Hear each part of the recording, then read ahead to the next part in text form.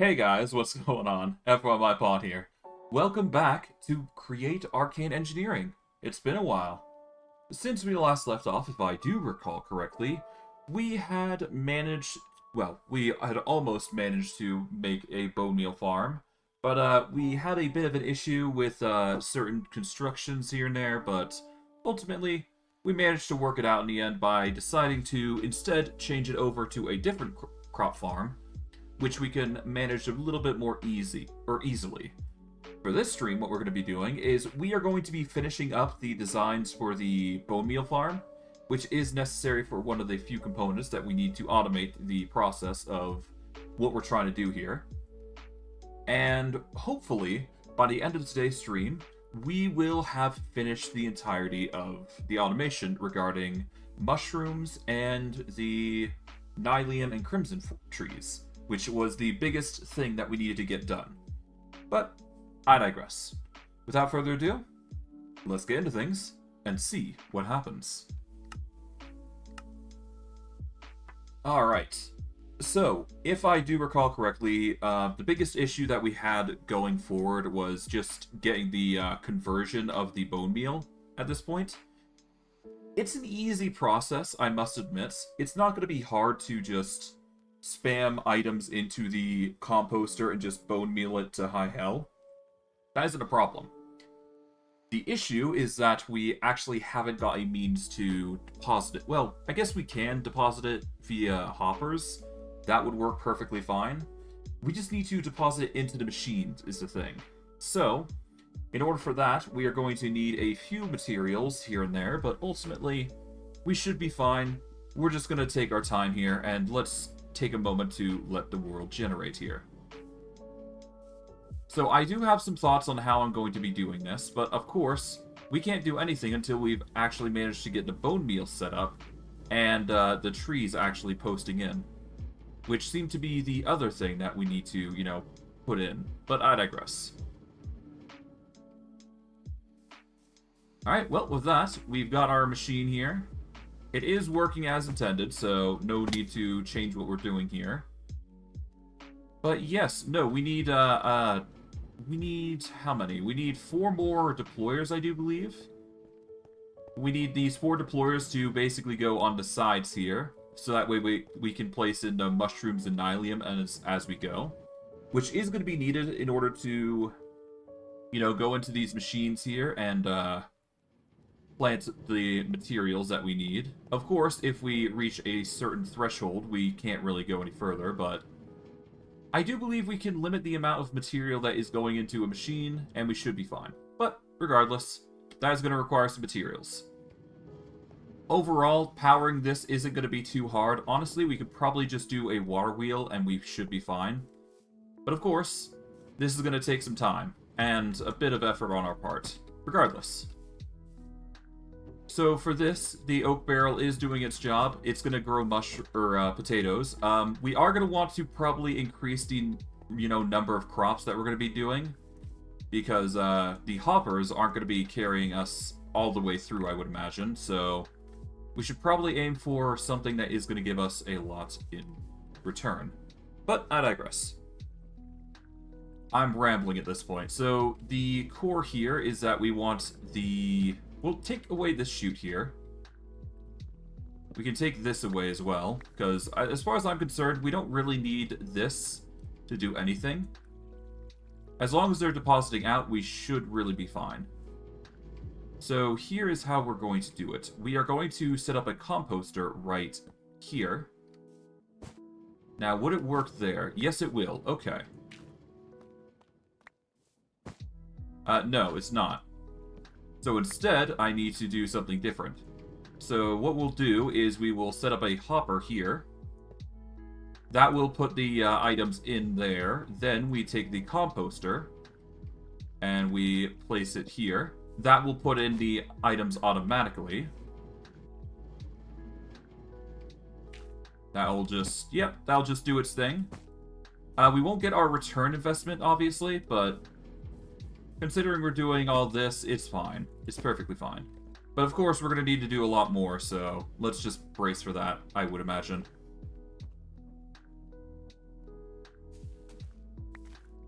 Oops, okay. Let's make sure we till the land.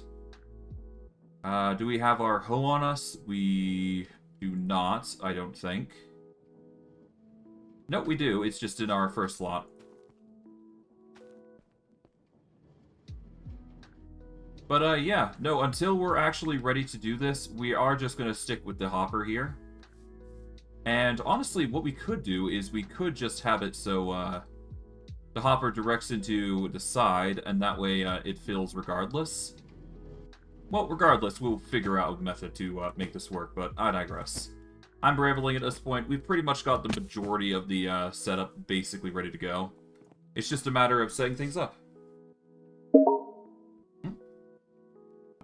That's annoying. That is a pop-up I do not want to deal with. Hold on. Give me a second. Let's see. You know what? I'm not even going to bother. I'm just going to close all this. Yeah, there we go. Not sure what that was, but I'm going to ignore it. That was weird, but whatever. But yeah, no, we're probably going to have to do another farm here. We'll probably do a, we'll probably do wheat or something similar, but we're still going to have to recycle it, obviously, because, you know, we can't really use these. Although, that said, we can certainly increase the production rates, because, you know, more potatoes, the better. Wait, that one's mature. Okay, so these ones don't even mature, or get the job done, huh? So we actually need another, we need another mechanism here, apparently. There we go. We're gonna have to get one more on here, so we're gonna have to get another mechanical harvester. But other than that, we should be fine. Then again, we are gonna need more than one mechanical harvester to make this job done. Or get the job done anyways, but, you know, we'll try our best to see how we can manage here. Alright. Get our materials set up here. Alright, Okay, 3 chests, we got a barrel here, that'll be nice. Got a lot of stuff, to say the least. Take that out, take this out. I guess we can clean up our inventory just a tiny bit. Might as well, right? Put this in our offhand. We can open this and get some shroom lights in here, I suppose. Reduce the storage here.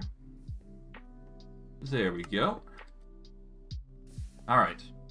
So our first order of business is obviously to get the machines.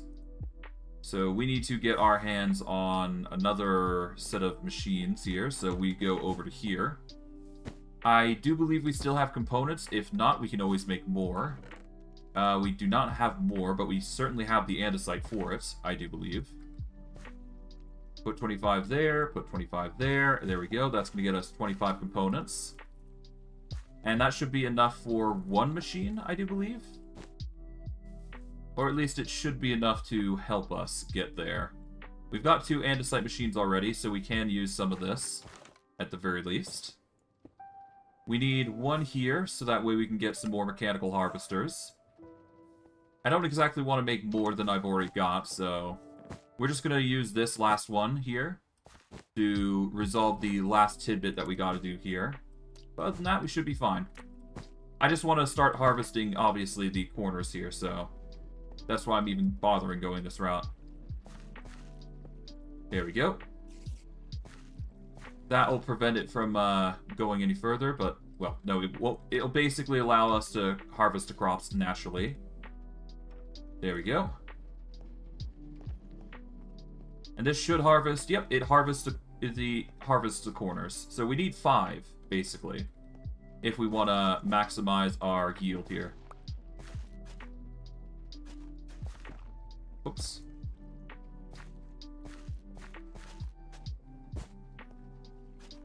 Okay, there we go. Took a bit of effort, but we managed in the end. We've got 11 potatoes now. That's good. Alright, that means we can plant some more. We're going to put the shroom lights away, because we already have night vision, so technically we don't need more. we're just going to keep stacking up the potato growth, and yeah, this is going to be our bone meal, for the most part. Now, my only problem, or more so my concern, is that we're not going to have enough bone meal for 4. But we can see how it fares. It's going to be a slow process of getting bone meal, but, you know, we're doing our best here. The next best thing I could do is probably go with, like, a bone meal farm, but even that's, like, pushing it. We'll have to see how things fare, but ultimately, comes down to just how much we want to go for, but I digress. What we need now is we need to get 4 of those pointers.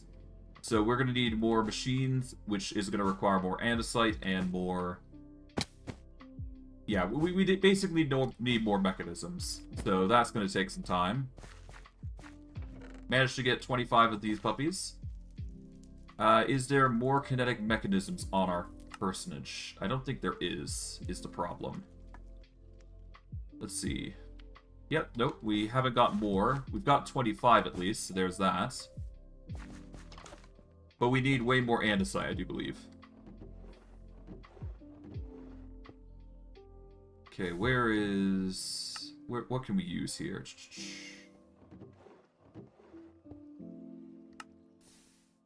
Alright. So far, nothing, from the looks of it. Okay, yeah, let's put the components in here, I suppose. There we go. Gonna need the andesite machines. We don't need the mechanical saws currently. Gearboxes are useless to us. Don't need the contacts, as far as I'm aware.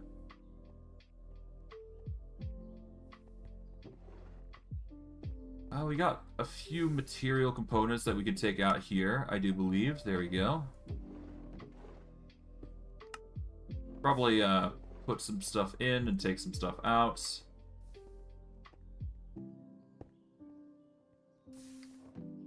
Okay, what else is there? We'll take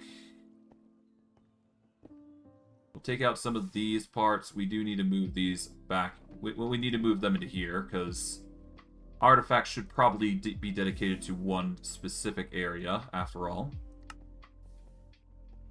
Alright, we do have 64 andesite alloy, though, so that is an option. So we should probably get 7 more.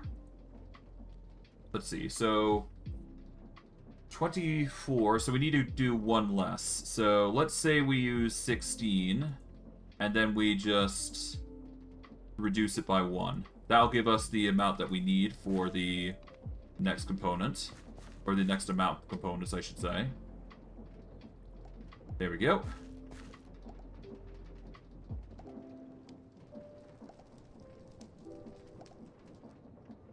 Alright, we'll leave that to do its work. No need to push further than that. And what else do we need to do? We need to get the pointers, so we're going to need... We need 4 brass hands, I do believe. That is going to be 16 brass sheets. So 16 brass sheets, and then we need, what, 4 iron? No, we need 4 andesite alloy. Okay. Good thing we have the andesite alloy perfectly set up for us. So it should be fine. Alright, toss the brass there. That's going to start working its magic. We'll grab the components here, and while the brass is working its magic, or rather the compressor is working its magic, rather, we should be able to get everything set up for the other things. Let's open up our inventory here. We've got nothing here. What about here? We've got, here we go, andesite casing. That's exactly what we need. Take the andesite casing, surround the kinetic mechanisms in. There we go. Got 5 extra machines. Perfect. Okay, we got a few options available to us, but I do believe the majority is actually going into the andesite casing here. And until we actually get the materials that we need, which is in here, we won't be able to continue. But thankfully, all of them are done now. And now we can just march right back here, get what we need, and we should be good. So all we gotta do from here is just take the brass sheets, make 4 brass hands, take those andesite machines, put the brass hands in, and then we got 4 deployers, which is exactly what we need for the part of the machine that's going to put in the mushrooms, I do believe, which is the second component that we need to facilitate, essentially. Alright. So first and foremost, we need to set up the machine. So we're going to set it up like so. There we go.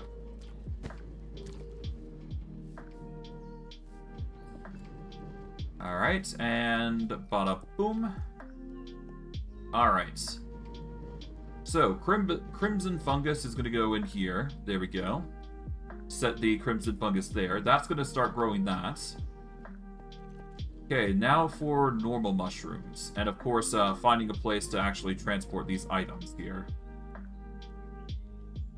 Considering we already have the deposit here, we can just line it up carefully.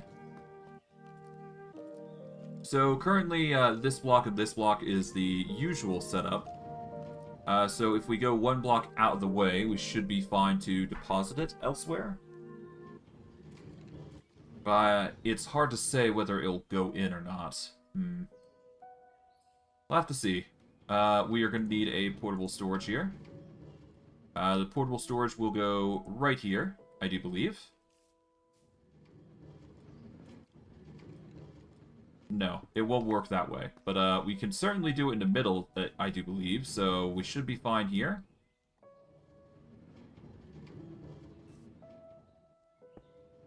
There we go.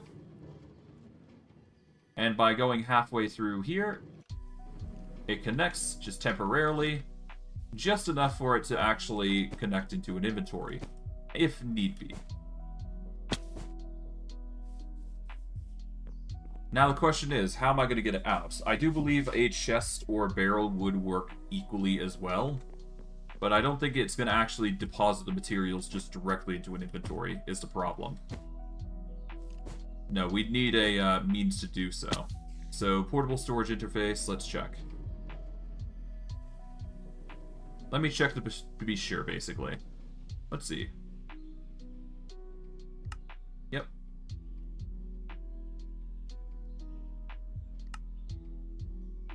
Yep, moving at, yep, can be difficult.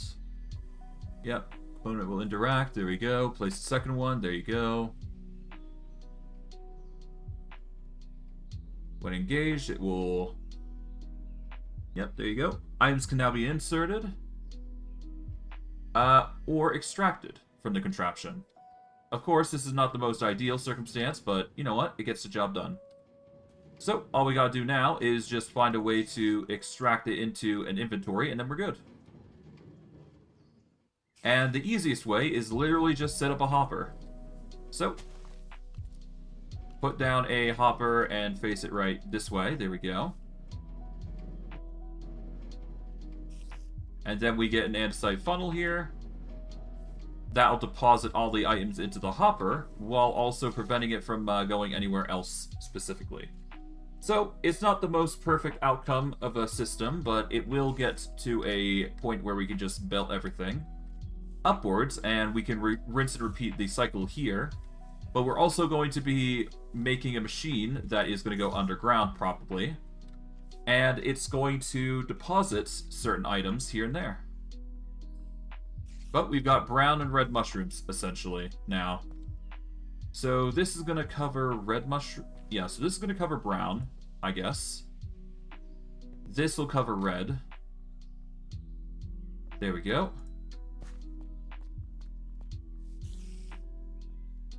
We've now got warped wart blocks, which are going to be very useful for bone meal conversion. Which, as long as I do this.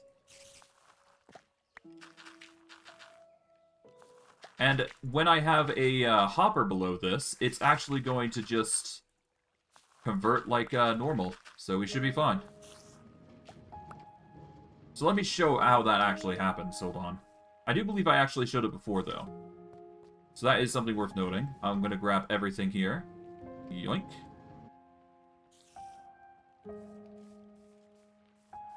Okay, so we're going to quickly get a hop... Well, we need the...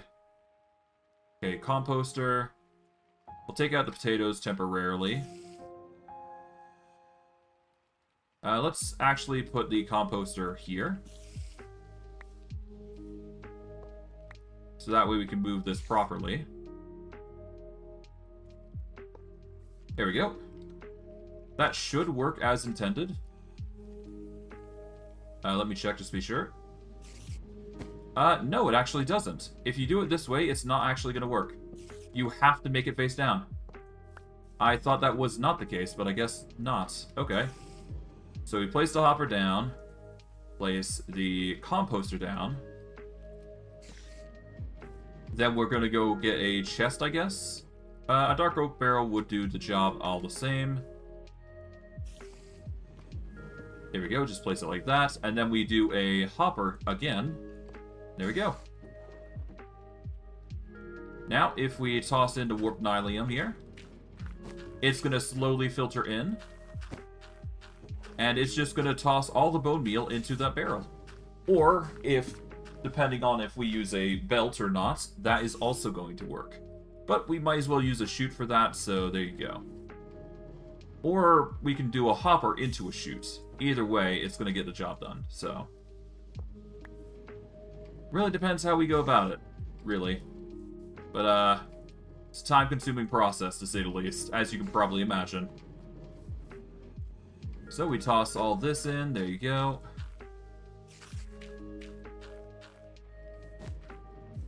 But yeah, no, that's how the bone meal extraction is going to work. It's going to be a slow process, uneventfully, but... Well, inevitably, I should say. But we're probably going to make the process all the more efficient if we do some effort on our part.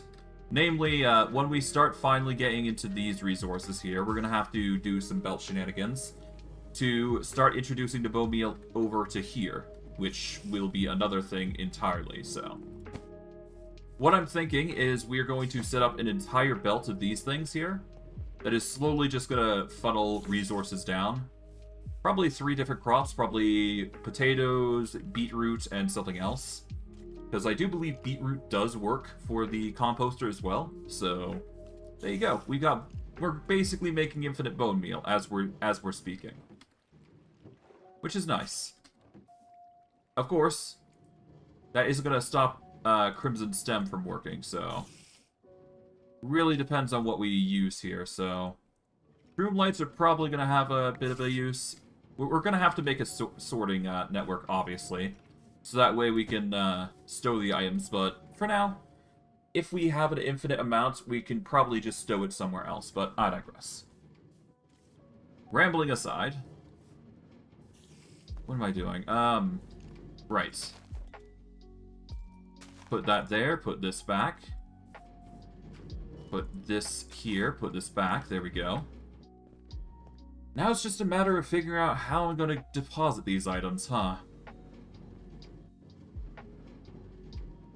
Well, I do believe the hopper is a good way to go.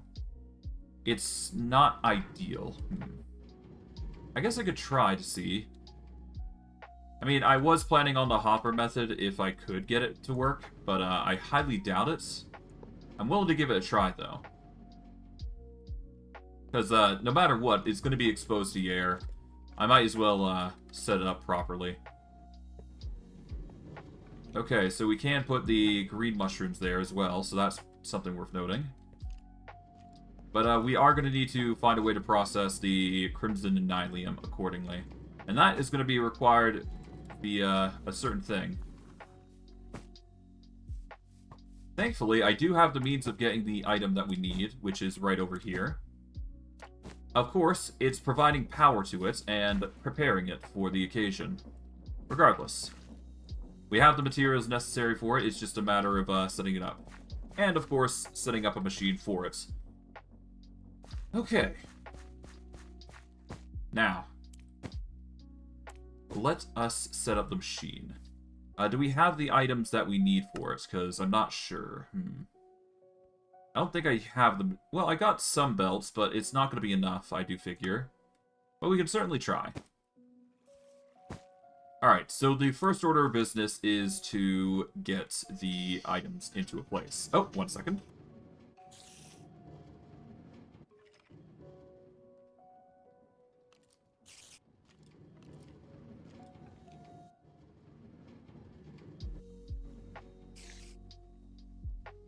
Alright, I just gotta do something for a minute, and I will be right back with you shortly. See you guys in a bit.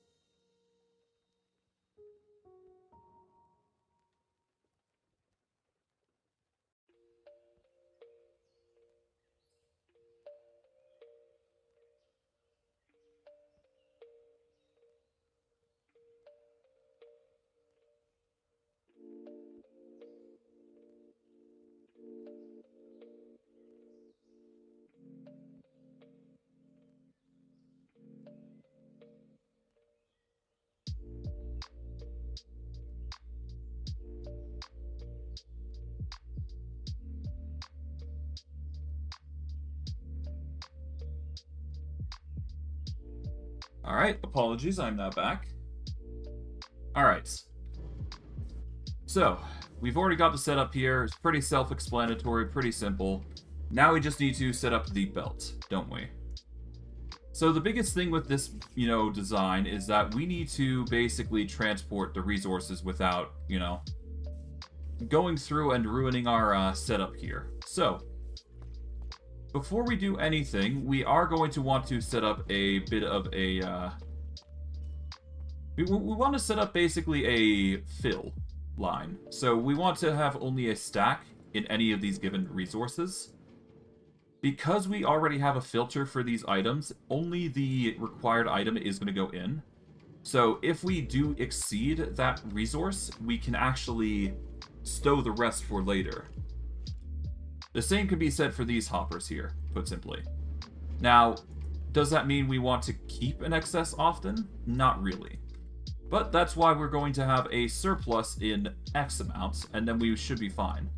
But I do need to ask. Yep, there we go. Okay.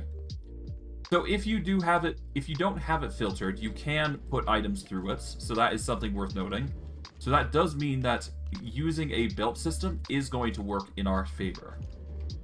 That's assuming it does work in the right way, of course. Now, the question is, can I get a item split from this, entire thing? No, I don't think I can, but I can certainly try some other methods here. We can certainly do hoppers for these, at least. And I can guarantee for a fact that we're going to get some, unique situations put in play. But, yeah, no, there is going to be, obviously, a limit. Like, we can't, I don't know how to say this. We need omnidirectional hoppers, I do believe. And omnidirectional hoppers are a little expensive, considering they're plastic machines and hoppers, but, it'd be nice to have them. So, looting would be the ideal method. But, plastic machines are probably, out there, but, yeah. We got what we could. Our best bet is just to rely on the hopper method and just pray. But if we could, I would certainly use omnidirectional hoppers in the future, so that way we don't, over-exert ourselves here. For this method to work, we're going to need to fill up these deployers with full stacks of, Bonemeal, obviously. Because without that, without that, we're basically boned, putting it lightly. Regardless. I have a strat, I just need to actually pan it out, because I'm being lazy at this point and just delaying the inevitable. Alright, let's get a rest in and let's begin. Okay, here's my thoughts. So, let me show with action rather than words, because I keep, just faffing about. Alright. So first and foremost, we want a shaft here. We want the shaft to be here instead. So here's what's going to happen, essentially. So we want that shaft to go there, because we want a shaft to go here, I do believe. Maybe not there specifically, but close.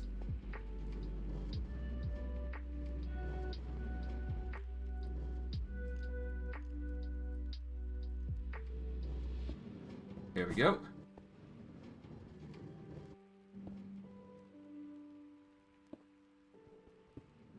Alright.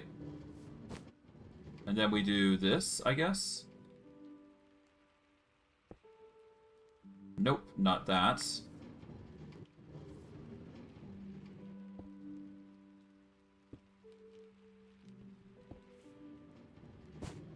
Yeah, I don't want you to lose that, so we need this to be a bit better. Nope.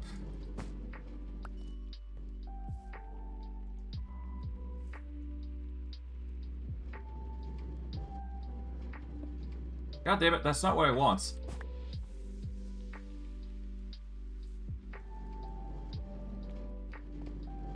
Okay, hold on. Maybe if I use some cobblestone or ladestone here and help the system. Nope. This isn't what I want. Like, seriously, come on, game.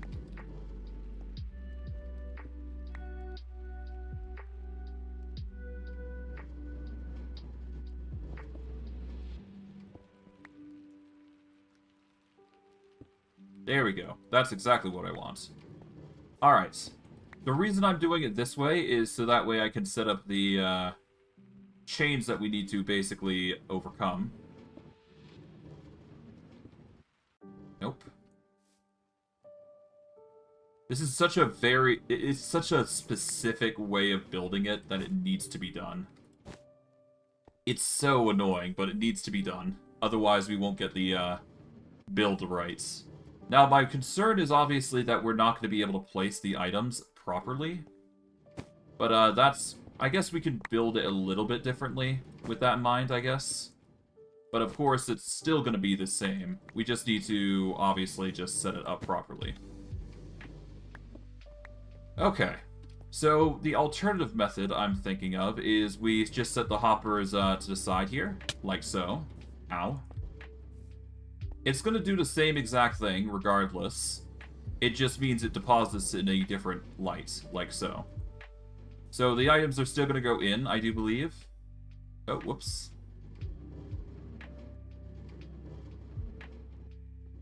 But yeah, no, if we do this, there we go. That's just all going to go in. I do believe. Yep, as expected.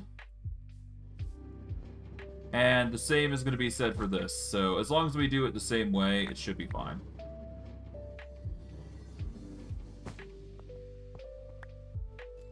Alright.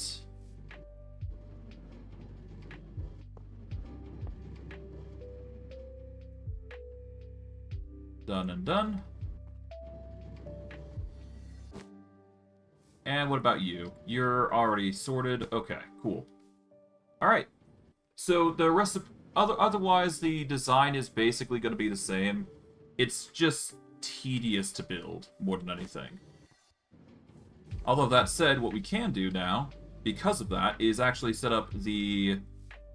We can set up the hoppers here quite easily, and we can actually set up in a slightly lower than we have before. What we can do, because I do actually have iron blocks on me, if I recall correctly. Yep, here we are. We can actually build the hoppers here, I do believe. We just need some wood, which is easily acquired. It should be in our inventory. Here we go. We got some wood and planks. Just need to get some. Alright, let's convert a bunch into chests. Bada boom.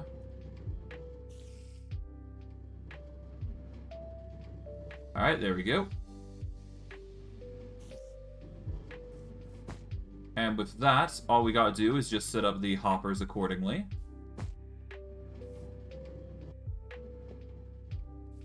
There we go. Like so. And of course, now we need to find a way to, you know, deposit the items in. So here's how we're probably going to do it. We're going to want a...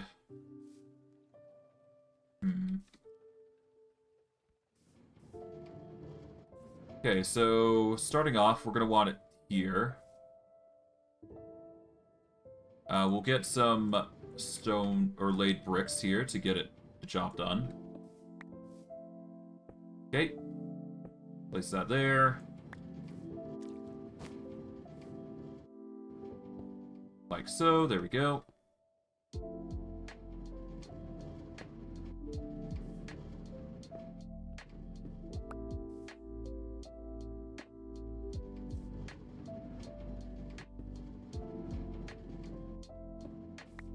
It's a very awkward system here, but it needs to be done.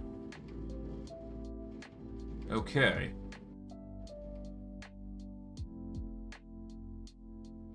And then we need to do the same exact thing here, I do believe. There we go. Place that there, there we go. Then we need to do the same thing here.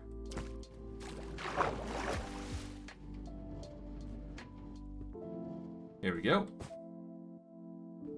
Man, this is such a tight corridor, but it needs to be done. And then if we go all the way over to here, we need to set a shaft here. One here. Then we need another one here, I do believe. And from here, it's just as easy as putting a shaft here and here. There we go. Then we do yet another one here. Like so. Put it like on top of there. Put one right here. Alright. There we go. That is the specific design that we need to undergo. And of course, we need to make sure the rotation's correct, obviously. But ultimately, this is what's going to be needed. And we need it to rotate in a specific direction, so hopefully we get all the connections correctly. Because everything is going to need to be perfect here. But ultimately, this is what is going to be used as a means of getting all the resources into the area. Now, it's just a question of whether they actually drop from the top here or not. Because that matters a lot.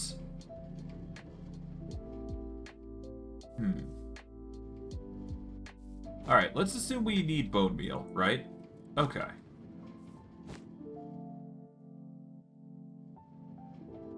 It does appear that Bonemeal does go into the system, if given the rotational force.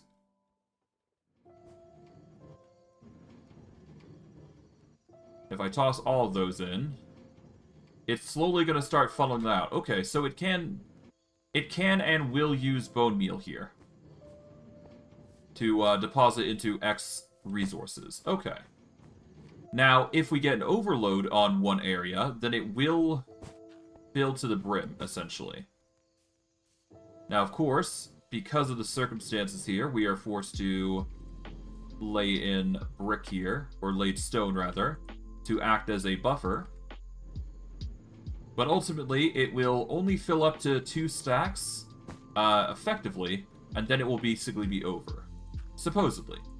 That's assuming we get enough that we can actually just let it run automatically, of course. Okay. The only issue is that we don't get enough Bonemeal. Then this system is flawed, no matter what we do.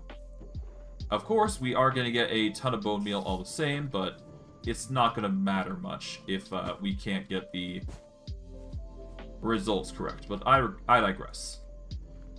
We're going to have tons of resources at least, so there's that. So we just need to determine when we need to turn this on, as opposed to when we need to have the belt on. I do believe the belt, you know, being fully on is probably the most ideal circumstance. What we should do is we should create a system that is designed to turn this on at certain intervals, so that way we don't overburden ourselves, I should say. So we should make it, you know, starting off semi-automatic, but when we get omnidirectional hoppers, whenever that is come the future, we can start establishing a proper setup there. But I digress. We'll be getting there eventually, so we should be good. Alright. Now, with that, we have basically set up the network. We are going to need more, you know, pieces to this, but we have just basically gotten the bare minimum, so we should be good. Now, for it to work, we're going to need more belts, so I think we're going to need more rubber, so let's look for rubber. Currently, we are lacking in rubber, so we're going to use the... So we're looking for these little goopy things. I do believe I saw that I had them, but I'm not sure if I can automate... Or I'm not sure where I put them, if at all. At the very least, I know for a fact that we're going to need to bucket some of them, so let's start by sorting this out. Okay, Do we have some buckets that I could use? I potentially do. Yeah, here we go. We got a lot of work to do. Yeah, latex.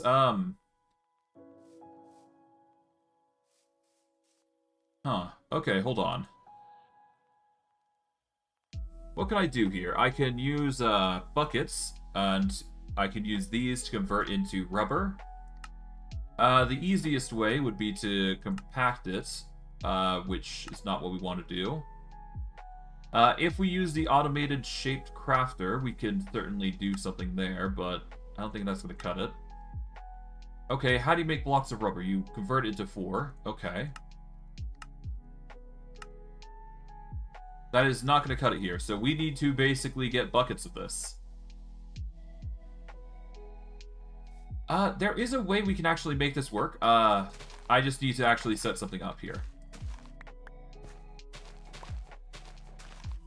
It's been a while since I did this, but I do remember a method that we could use as a form of automation, but we are going to need some belts here, I do believe.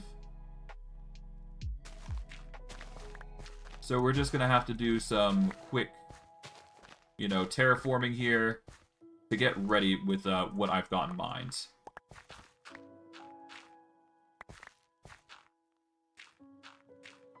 Okay. We're also going to need to make the thing as well, so that's fun. Let's see.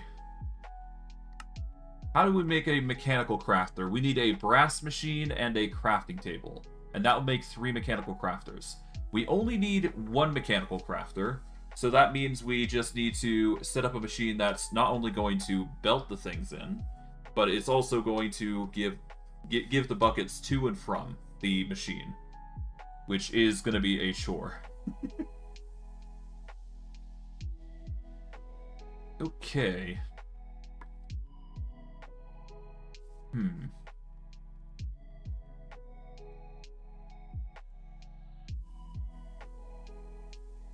I'm just trying to recall how I'm going to do this, because this is going to be a very automated system that's going to produce infinite rubber, after all. So it's no different from the drying basin that we've got here, that's making crystallized mineral, like, infinitely. It's just a matter of setting this up properly that I'm wondering how the hell I'm gonna do. Okay. So, first and foremost, we need a... What is it called? It is a...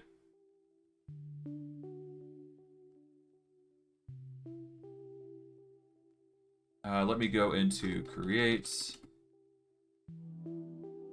We need something that's made of brass, I do believe, if I recall my information correctly. Brass, nope. It is not specifically brass, but I know what I'm thinking of. Here it is, item drain. So an item drain is basically a sealed machine and iron bars. A sealed machine is made using sealed mechanisms and copper casing. Sealed mechanisms are made using cured rubber with kinetic mechanisms, which is perfectly viable given our circumstances. We just need to actually make it, is the thing. Alright. So, in order for that, we're just going to need to get some rubber here.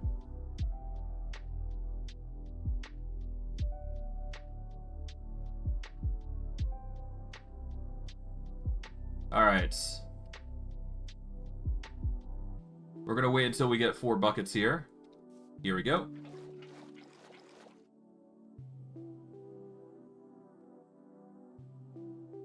We do want to at least get 24 here, so I'm doing this. There we go. Put the 3 in.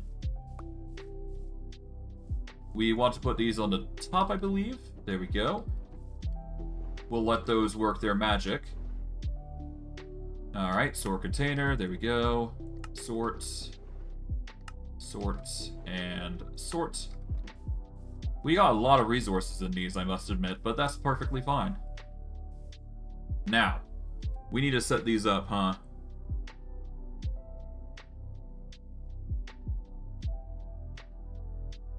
First and foremost, we're gonna need a... Yeah, we're gonna need the item drain, obviously. Or is it the drain or is it spout? Hold on, let me check drain. Items drains can extract fluids from items. Yep. Right-click to pour fluids from your held item into a hand. When items are inserted from the side, yep, there you go. They roll across, emptying out their contained fluid. Pipe network can now put the fluids into drain. Yep, internal buffer, there you go. Okay. Yeah, so this is a means to get yourselves a storage of lava if you want. I'm not going to be using it for that purpose, but that's the emptying. The alternative method is, I do believe, the spout. Yeah, no, the spout is the next best thing, which I do believe is what we need. The spout can fill fluid holding... Yep, there you go. The content of a spout cannot be accessed manually. Instead, pipes can be used to supply it with fluids. Yep. The inputs can be placed on the depot under the spout. And as long as we got a belt running through it, I do believe we can make this work. Yep. When items are provided on a belt... There you go. The spout will hold the process them automatically. So this is how you're supposed to get items to, or into the area. So we're going to need a spout here, which is exactly what we need, I think, in order for this machine to work as intended. We can use a belt, though, to make our life 100 times easier. And I do believe if we cut this bit out, well, we lose out on this. We can still take this out, I suppose.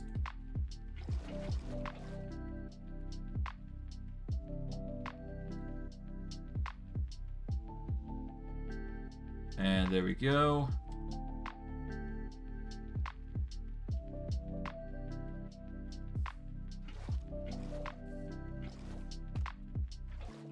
Alright, there we go. Let's just get another stack of 24, I suppose. And there we go. Might as well get extra rubber while we can. Why not?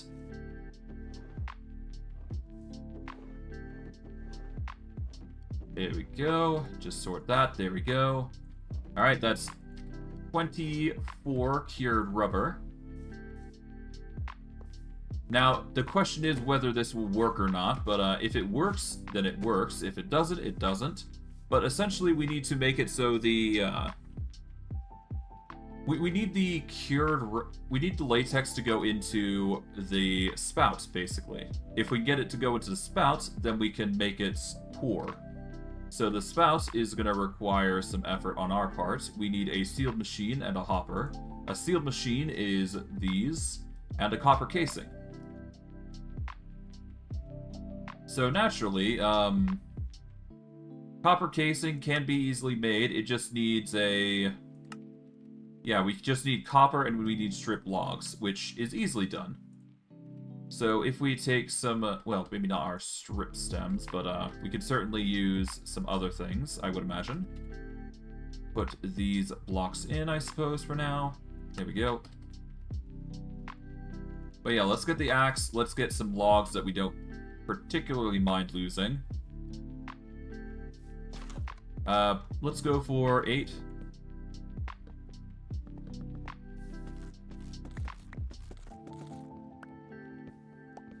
Okay, grab all these. Alright, there we go. Now we just need some copper. We do have processed copper here. 8, here we go.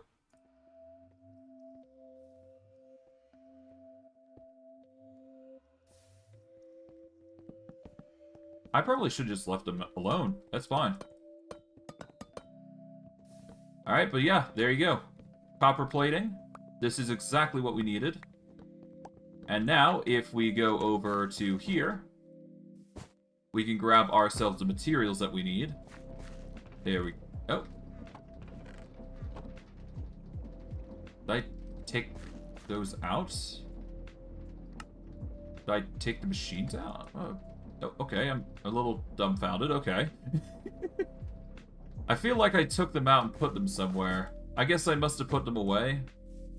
That's the only thing I can think of. Or they just got deleted from existence, which would be concerning. Or I did use them to make just a straight up a bunch of andesite machines, which is, you know, equally understandable, to be fair. It wouldn't surprise me if that was the case.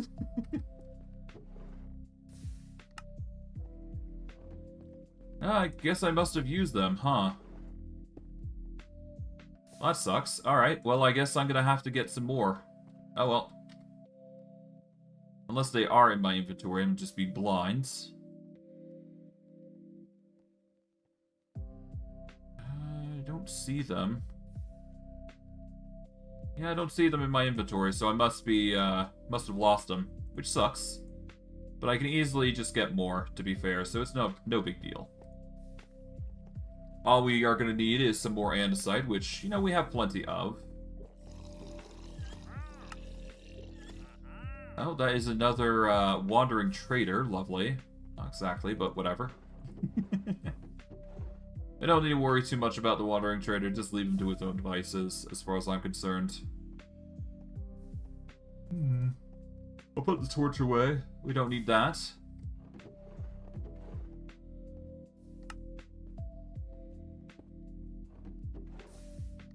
Okay.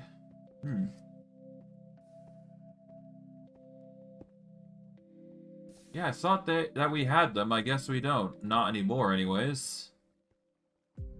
We did have them. They're gone now. All right, let's just make some more. Let's make a whole bunch more. Let's see. We need andesite.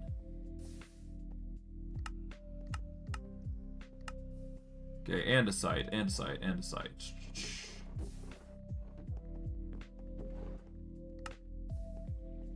Okay, andesite. We got plenty of crystallized mineral, though. Bada boom.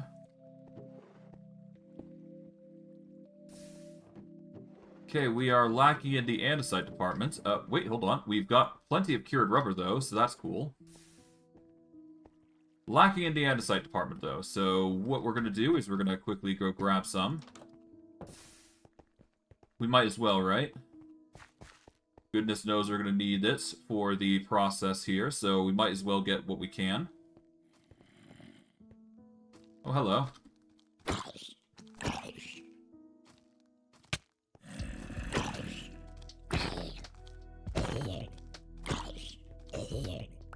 Alright.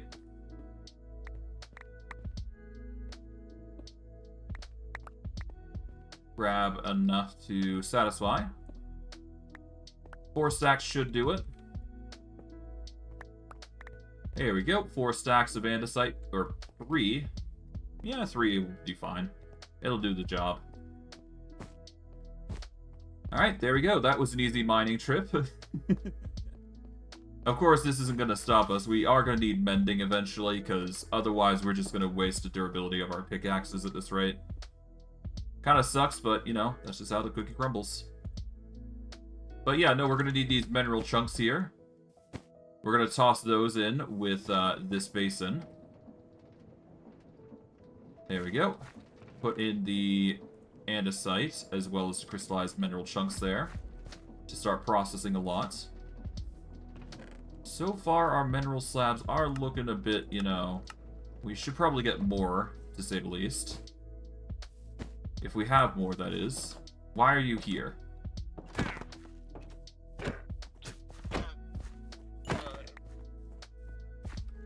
Okay, well... Whatever. It don't matter. Alright, they're gone. Don't need to worry about them. I'm not even going to bother checking their trades. I don't need their trades right now. I'm busy, you know, engineering.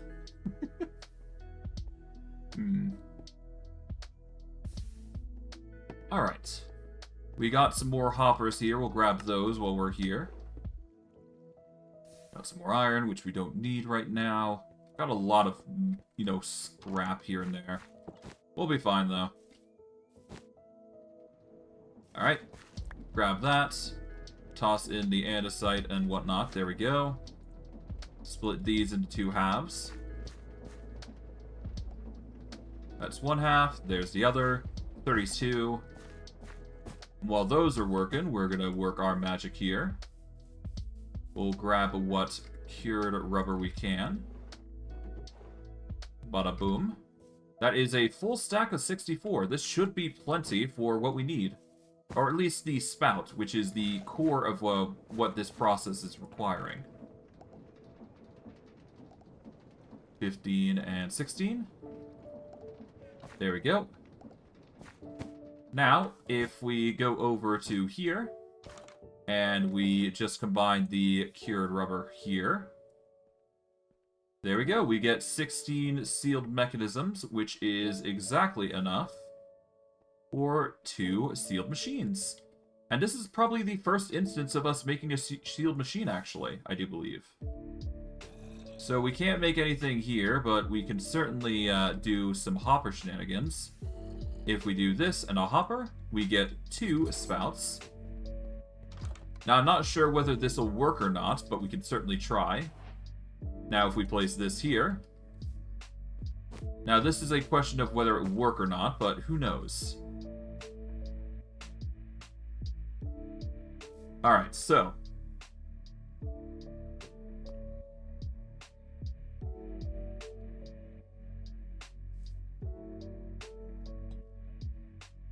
Alright, there we go.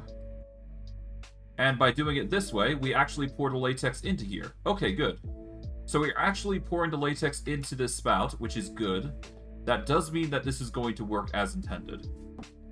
Now, what am I doing, per se? Or what am I planning to do? So here's how we're going to do things. We're going to set up a belt here.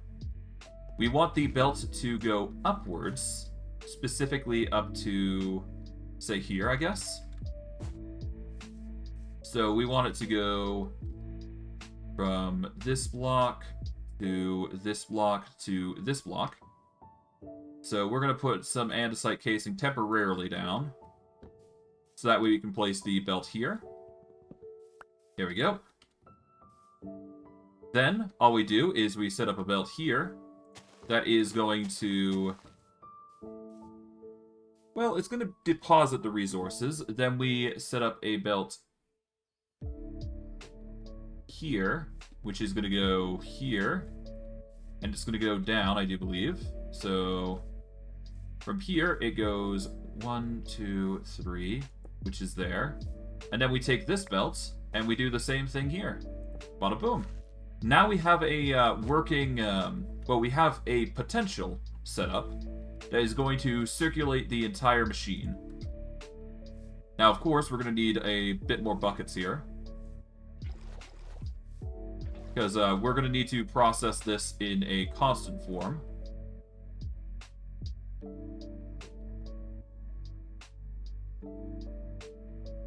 And we're going to need to do 24, I guess, again.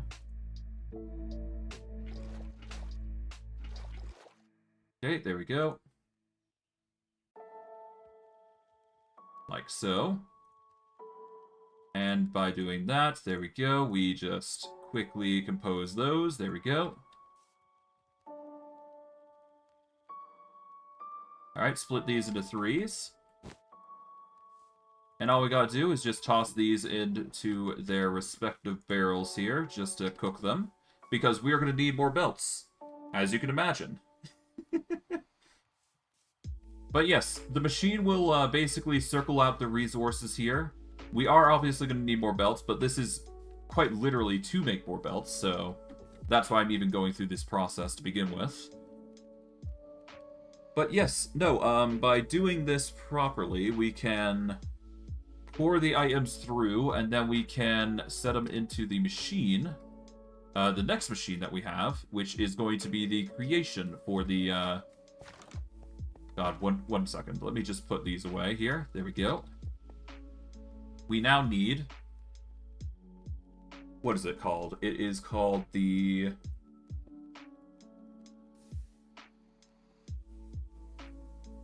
I don't know. Hold on.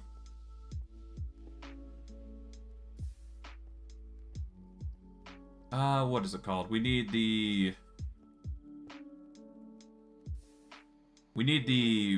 automatic crafter. Here we go, mechanical crafter. We need a brass machine, which requires precision mechanisms now. Which is... Oh god, okay. So we need to make another sequence here, essentially. That requires us to go through the same steps again.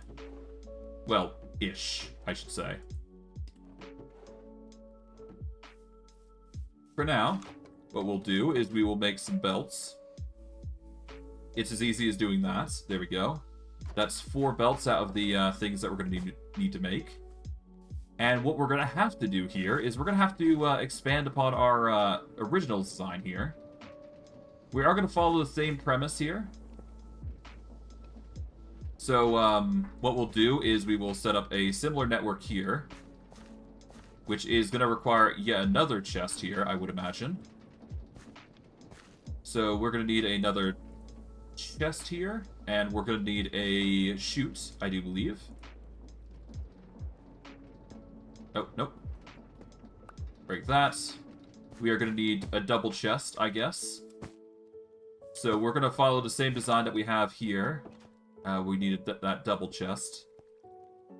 I do believe we have a chest in here somewhere. I recall, anyways.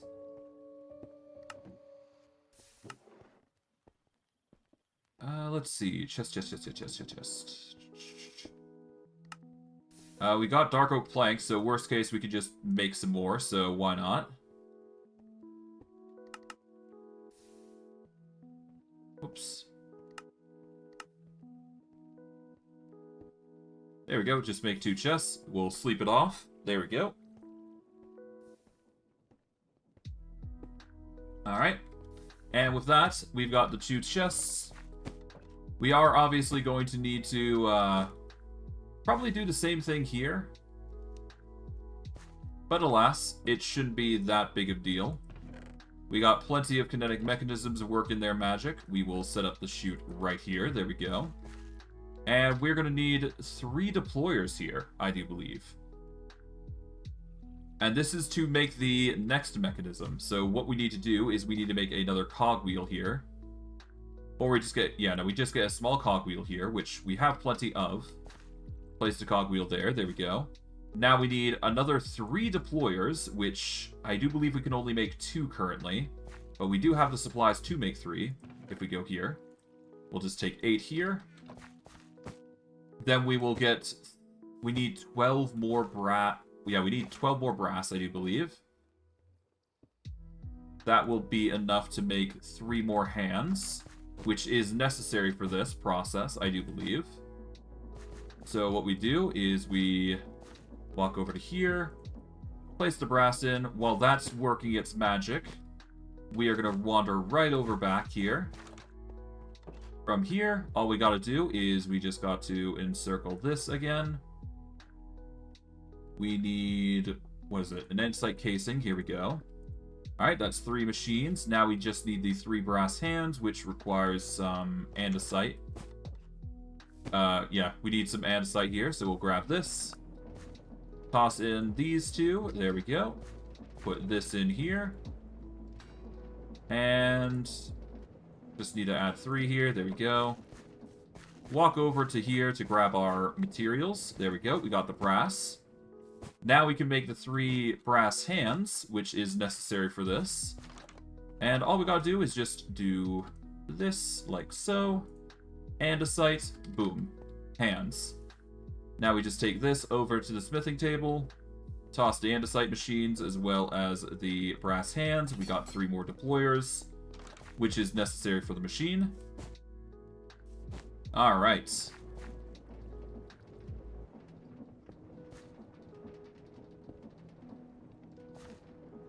And there we go. That's our deployers set up now.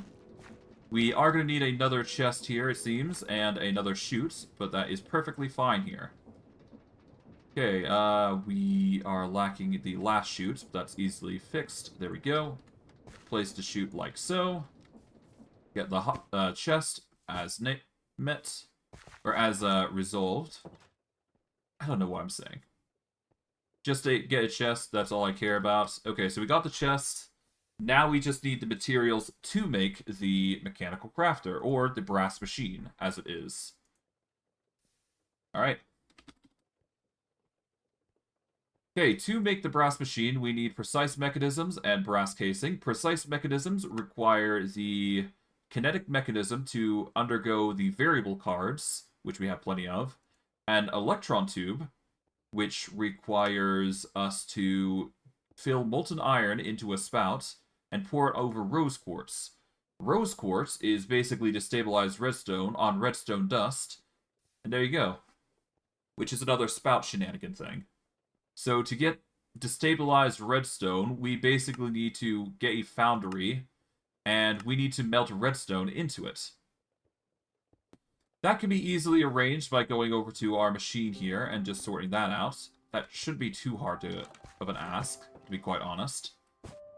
We just need to set up a means to actually set it up, of course. So the easiest way would be to kind of break the cycle here a little bit and set up a machine here. That isn't going to pour in ingots. Okay, we are going to need to get some lava going, though. So let's get ready with that. There we go. Let's begin our clear of these golems. They are not having a good time, as you can tell.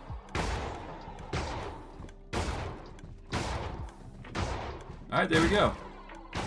That's the golems sorted. They're going to start producing a bunch of iron, naturally. And I do believe that as this is going on, we can destabilize some redstone. We're going to break this temporarily. But what we can do, I suppose... Well, no, we're going to leave that alone for now. But, we want to break this seared brick, I do believe. So that way we can make this work, I do believe. Let's toss some of the stuff that we don't need. We'll toss that. That should be good. But yes, no, we need to get some redstone here. Pretty simple stuff. I do believe we have plenty of redstone. Yep, we've got plenty of redstone that we can make this work. We are going to need a faucet to pour it in. We've actually got the material that we need in order to... Yeah, we got a spout here, so we can make this work, actually. And we actually got iron, so this is a process that we can easily do. It's just a matter of actually doing it. So for now, what we're gonna do is we need to get what is it? We got the redstone. That's the important part. Put the wood back. Let's see. So yeah, we need the electron tubes, which seem to be the most important part. If we take rose quartz and pour iron over it, it's good. We are going to need a platform for it to land on, though. So that is another thing. We should have one of those, I do believe, somewhere. Is what I thought, but I guess we... No, we do. Perfect. Alright, here we go. The only other thing that we need is we need to get a means to drop the resources in, so... Where is that, brick? Seared brick. somewhere around here. There we go. All we gotta do one of these, and we're good. I do believe. Oh, right, we also need a way to pour the brick in, so...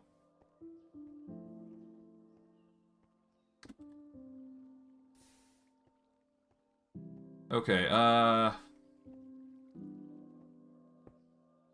what is it called? What do we need here? I can't recall what it was. Give me a second.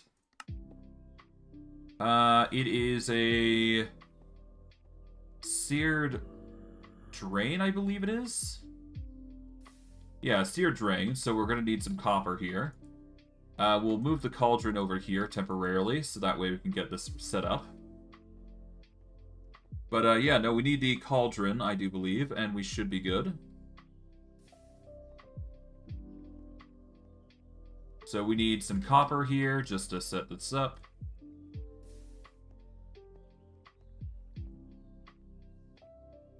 Now, I'm not sure if this is right, but we can certainly try.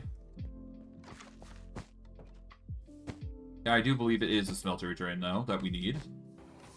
Here it is, seared drain. We've got seared drains here. We are going to break... Oh, hello.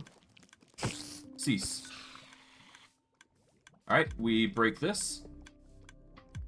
Put this here. There we go. Alright, all we gotta do now is just place this here. Place the faucet below it. Now, we don't normally do this, but it's necessary given the circumstances. Now, if we place the... Yeah, we'll just open this up a little bit. But we placed a depot right here. Alright. Molten iron seems to be the poor currently, so that's fine. All we gotta do is we just gotta take some of this redstone and destabilize it.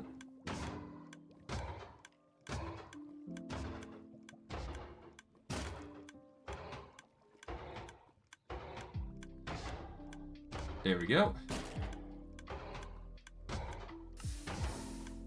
And while those things are pouring out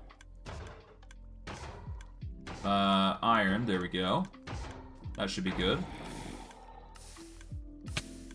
Ow. Could you not? There we go. Toss that there. Ow. Could you not? What is with these Okay. Mobs are getting a bit feisty here, apparently. Alright, here's what we're going to do. We're going to take some redstone here.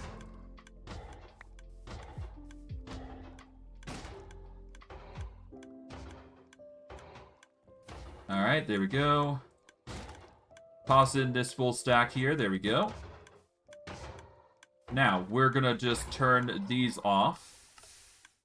So that way we can focus on the destabilized redstone. There we go.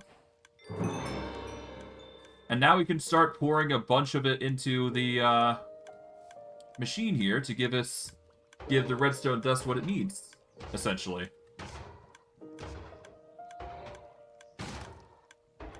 Yeah, just keep letting it do its thing. And while that's just processing, we can turn this on, like so. And let's get some rest in while we're at it. Seems the mobs are all the more keen to just deal with us right now, so let's get some rest in, so that way we don't have to worry about them. Alright. Tedious, but necessary.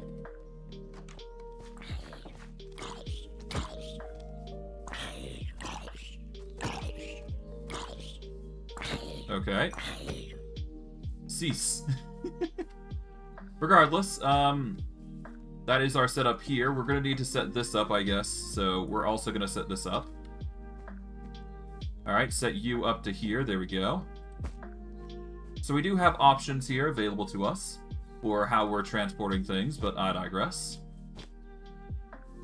I am actually surprised that there's a zombie villager. Not our concern, though. Okay, destabilized redstone. There we go, just pour all that in. That's gonna start pouring in, getting some more rose quartz, which is exactly what we want. Alright. Now just toss in... Oh. Let's toss out some of this stuff that we don't need. There we go. Take that. Only need 2 more. There we go.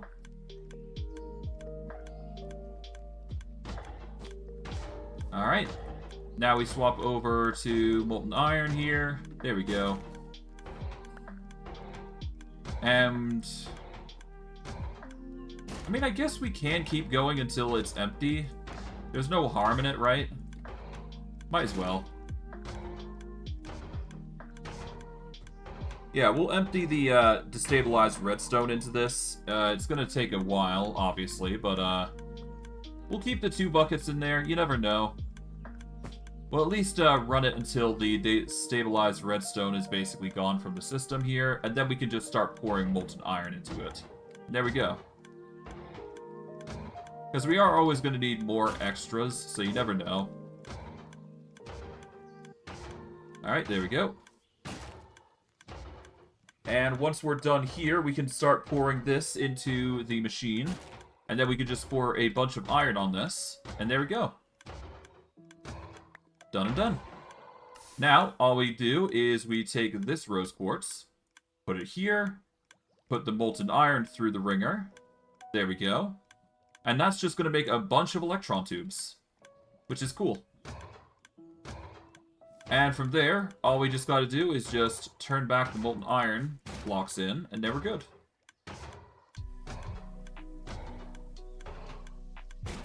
As is natural.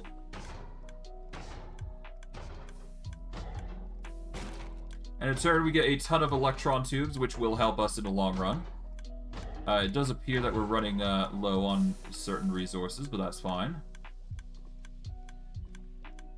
Okay, molten iron. Here we go.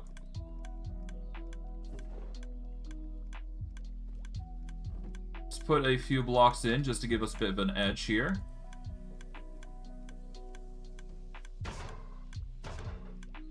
There we go. We're slowly getting nuggets just from the zombies themselves, so there you go. But we do have the materials that we need. I'm just gonna quickly do this, so that way we can at least get the electron tubes in and then go from there. Put it back to nuggets. There we go.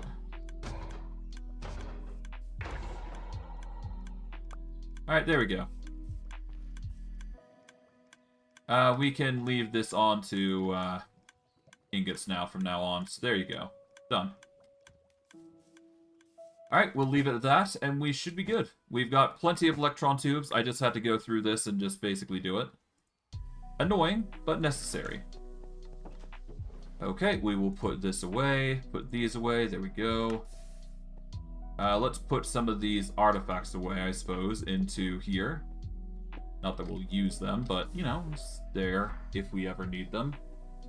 Alright, we now have the stabilized tubes, which, well, we have the tubes, I should say. So we have the core component of one of the 2 things. So this is the second one, we'll put that there. Put that there, so that way we have it set up. We are going to need the cards, I do believe, which is easily made, and it's probably one of the few cheaper recipes that we've managed to procure. Yep, here we go. We will have to make these manually, of course, but in due time we will be able to automate this entire setup in the future. But by setting up this, we can do that and set that up. There we go. And we need one more thing. We need a screwdriver, I do believe. And if we make the screwdriver, we can basically solve our entire problems here. So, screwdriver. We need the Cube.js one, which is going to require some cured rubber, andesite alloy, and an iron ingot. But perfectly easily done. And we just need to put this here. There we go. Put this back here. Alright, I do believe we have excess rubber here. I hope. I do not. That is perfectly fine, though, because we can easily get 4 more buckets worth with relative ease.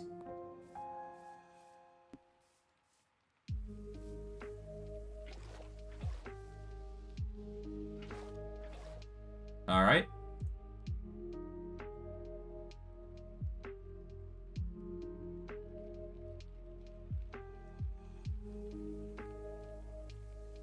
Let's hope these things will last.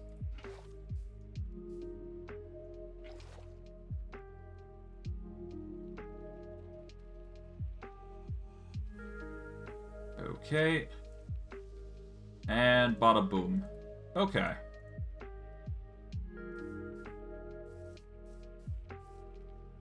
With that, though, we just take this, combine all these 3 here. Toss them all through the ringer here. There we go. Toss in the redstone back, because we don't need it any longer, but it's good to have just stationed here. Okay, rose quartz is going to definitely go into here, as is any other machine component that we might need, but we'll worry about that in a bit.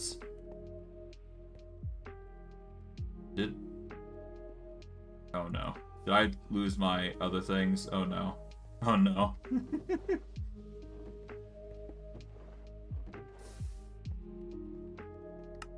I'll take this hat and I'll put it over here, I guess. There you go.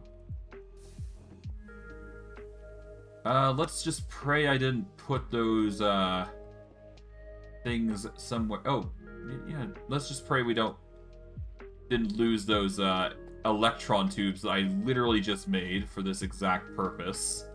Oh, no, wait, no, I put the electron tubes back in there. Okay, never mind. I'm worrying over nothing. I'm just getting uppity because, well, things are, ramping up now. Okay, screwdriver, andesite alloy, and iron. Pretty simple stuff. Well, we got iron here, so there you go. Do I have any andesite alloy on me? I don't think I do. Most of it's in the chest here, so we'll go quickly grab that. Bada boom. A single andesite alloy is all we need. We will take these kinetic mechanisms because we're going to need them in a minute. We're also going to need to put this chest here. Alright, the only other thing left is to get things set up. So here's what we gotta do. We just got to... Honestly, let's just put kinetic mechanisms here. There you go. That's gonna do its thing anyways, so there you go. It's not done yet, but it's not gonna move anytime soon, so we should be fine. So, all we gotta do... Let's just do this. Bada boom. Screwdriver. Done. And as a result, we can just maneuver our way right over to here. Make sure screwdrivers are the sole proprietor here. And there we go, we've got precision mechanisms, which is our, among everything, our next task. Done. There we go. Precision mechanisms. This is really going to aid us in dealing with the, you know, processing of rubber. It'll just save us a whole bunch of time, but obviously, the first order of business is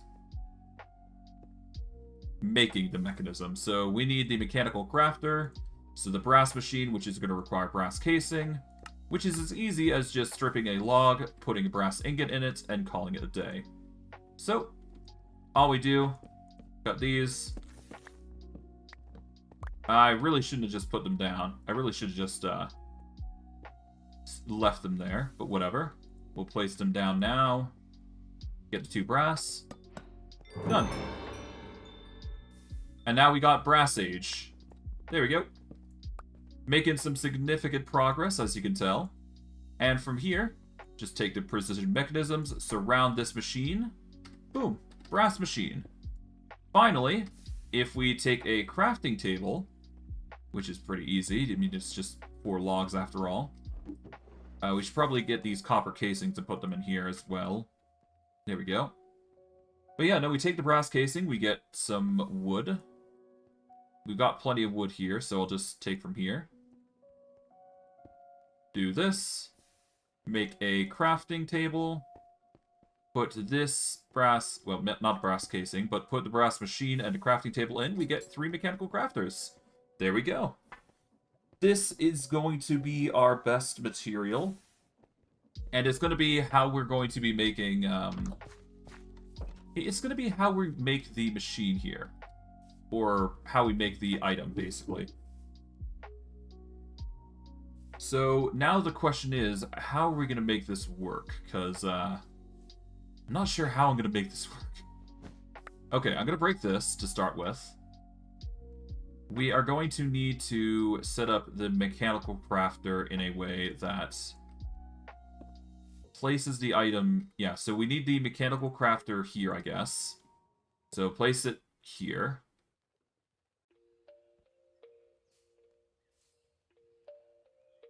And then we need the item to suck into the mechanical crafter and then go right it back down.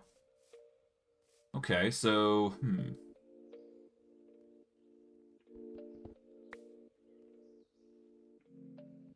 Okay, I got an idea. It's a crude idea, but it will basically save us a little bit of room. So here's how we're doing it. We're going to set up the belt to go this way. And then we want a belt going here. Well, no, we want the belt here. And then a belt here. There we go. And then we just break this down. There we go. Put that there. Now we just need to find a way to put the items into the mechanical crafter. Which I do believe comes as a really easy option, I do believe. If we go into here and we get ourselves an andesite funnel, there we go. We put the andesite funnel here. And specifically, we want to put buckets through them. There we go. So yeah, no, bucket will, I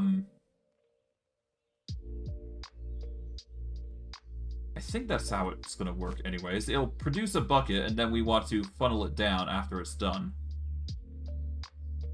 That is how it works, right? Hold on. Alright, hold on. Let's see.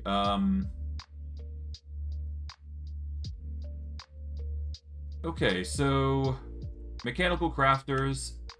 we can make it automatically deposit. Yeah, so we just need one of them, and we need to face it downwards, and it will deposit accordingly.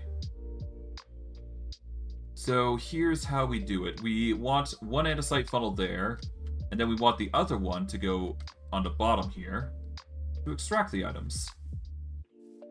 So we set that there. There we go.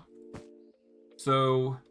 that'll funnel out the items, I do believe. So if we place a bucket here, just as an example, that's not going to do anything. However, provided we give this power, and of course a rotational pull on the side here, we can make this work. And all we gotta do is just connect these belts here. There we go. This is going to funnel the items through here. And once it's done, it's going to funnel back here. And then the buckets are going to hit the spout here. And then they just go straight back up as we, you know, keep the rotation going. Tedious, but it's necessary for this to work. So, now we just need to provide this a power source. So, easiest way, obviously, is going to be water power. So, we're going to get a water-powered wheel. We're probably gonna go with the large water wheel because it provides just arguably more power. So, one shaft and wood is perfectly enough for this. All right, there we go. Take this. There we go. That's one water wheel, and we just need to embiggen it. There we go. Done. With that out of the way, we just set this up right, I don't know, right here. Maybe a bit further. Yeah, so one Probably one further here. And then one down, so right maybe here. Nope. Nope. So here would be ideal, but no. We need to go down a bit here. There we go. Place that there. There we go. And as long as I provide this power, we should be fine. And because it's connected already to the belt, we just need to provide it power this way. And then we're good. Alright, there we go. Well, that's pretty simple stuff. Okay. Now, of course, we won't be able to power this belt as such, so we're going to have to do some shenanigans here and there. But other than that, we should be fine. We're going to have to probably use some... We'll have to finagle a little bit. But I do believe I can make this work, so it's just a matter of time. Oh. We go from here all the way over to here. And as long as we provide this some dirt to make it look... Well, there we go. Yeah, as long as we direct the flow temporarily for now. There we go. There we go. That just solves our problem. It's slow, but it will do the job. And you know what? I might as well do it the special way, so let's see.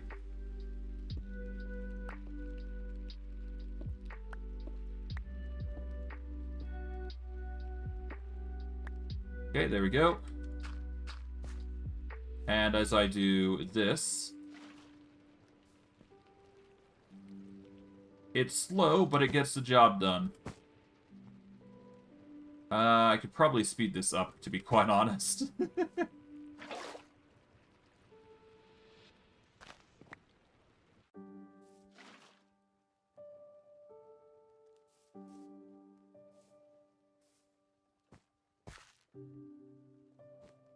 Okay, so yeah, no, this is ideal, but we could speed this along, to be fair, so...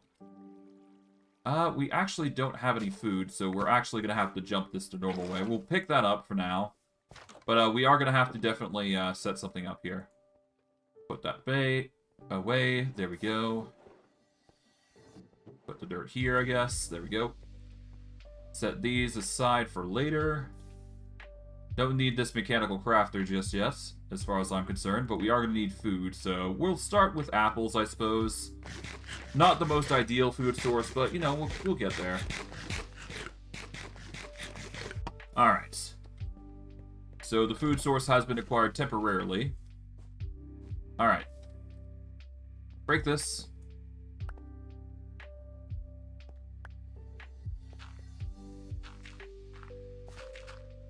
Alright, let's do some shenanigans here, obviously. Because that's just how we roll.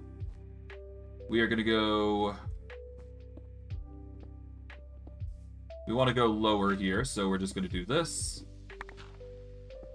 Like so. And for this, we just want to cut a hole here.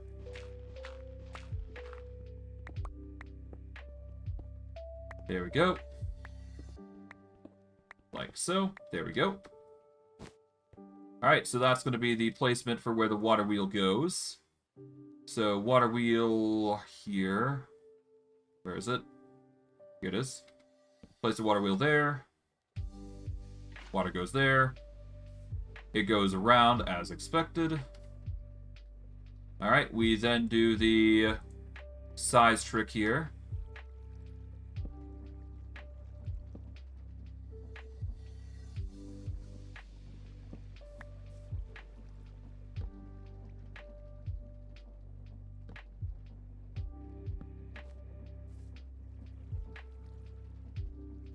Alright. And then we just follow up with one more. So put this here. There we go. And we put the small gear here. There we go. It is reversed in polarity, but we can easily fix that, I would imagine. With a bit of finagling.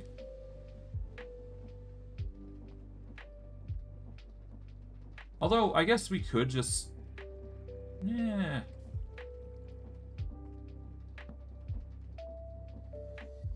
Yeah, by reducing the speed, we can actually make it a lower rate, but that's fine. Okay. And if we do this, there we go. The rotation isn't perfect, but it gets the job done, to be fair. So the rotation's correct now, I do believe. We are going to need a rest here, so we'll try and get some rest here. Oh, it's not time yet, but that's fine. Okay, we're going to need a bit more rubber, so we're going to... Oh, we've already cooked rubber, I do believe. Yep, there we go. We have plenty of rubber to work with. Alright, let's go for that nap. There we go. We'll go make one more belt, I do believe, and then we should be fine. There we go. Alright, perfect. This is the final belt that we need. This belt will connect to here. Like so. Now we just need to reverse the polarity of this one, but that's as easy as 1, 2, 3. If I just connect 2 cogwheels here, like so, and set up some shafts, boom. That is going to send this up. And now we just need to get the rotation similarly. I do believe a simple gear shift here. Well, maybe not gear shift, but a gearbox can do this. Yeah, so if we use a gearbox here... A gearbox is not going to cut it, actually. Okay, what about putting this here? Alright, that kicks it out, which is not what we want.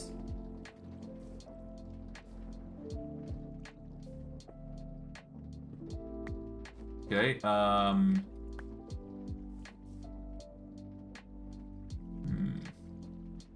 How are we gonna do this? That's the question, huh? That's the only issue with these sorts of machines. You have to figure out what the rotational force is gonna work with here. The easiest way would be to sort this out is to probably do a double gear here. So we can't really do it there, but we can do it here, I suppose. And then we can do this.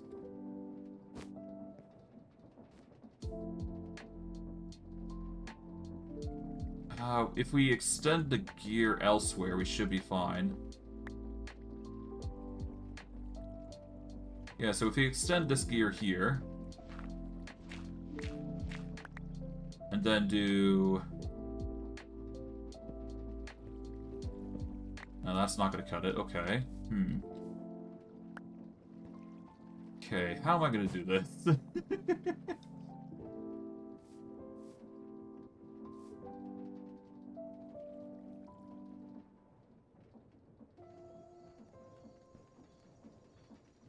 Let's see.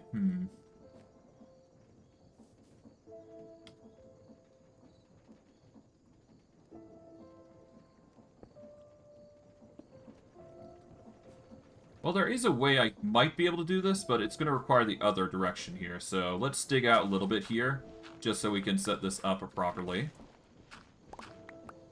Okay, so set up a big gear here. Set up a big gear here. Then we do a small gear here on the corner. And then we do another small gear. There we go, and a shaft. There we go. Took a bit of finagling, but we managed to get it in the end, so that's good. That is the third part here. Now we just got to get the last part here, and then we're good. Which is going to be the belt here, and then of course we need to provide this power. Which is probably the next hardest part, dealing with this power. So we're probably going to rely on heavy gears here.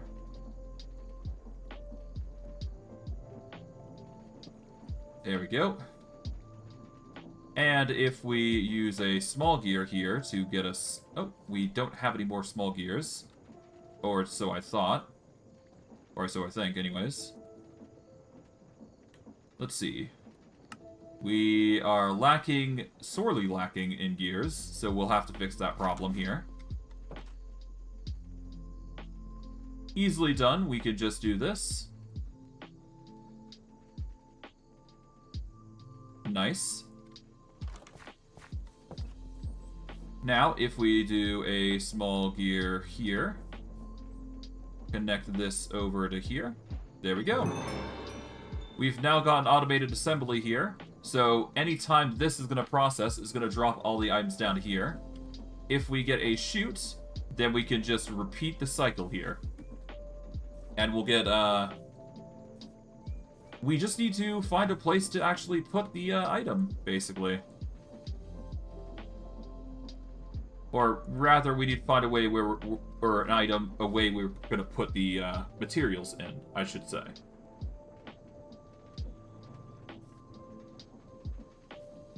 Okay, we can't exactly determine what is going to go out or in, but I digress. What else is there? We just need to power this, and then we're good. Okay. Now the question is, will this... I don't think this works, so...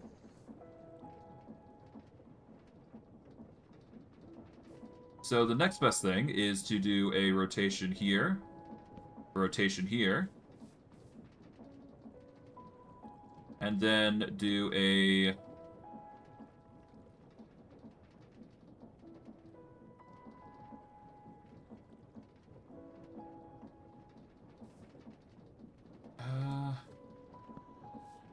This would work, I guess, technically. We just need one more gear, which is going to require a bit of wood. Do this. And this technically commits to the cogwheel here. There we go. Now we got a bit of a setup here. It's a bit messy, I can't deny that. But it will get the job done, is the thing. Now, if we enclose this entire area a little bit... So that way we just cover up the essentials. Make it look a bit nicer, to say the least. There we go.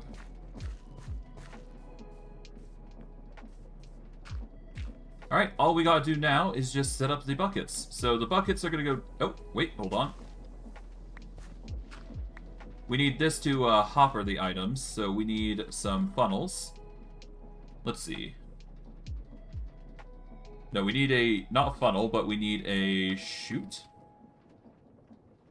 That's going to require iron sheets and iron ingots. How many iron sheets we got? We got 1 iron sheet. We've got an iron ingot.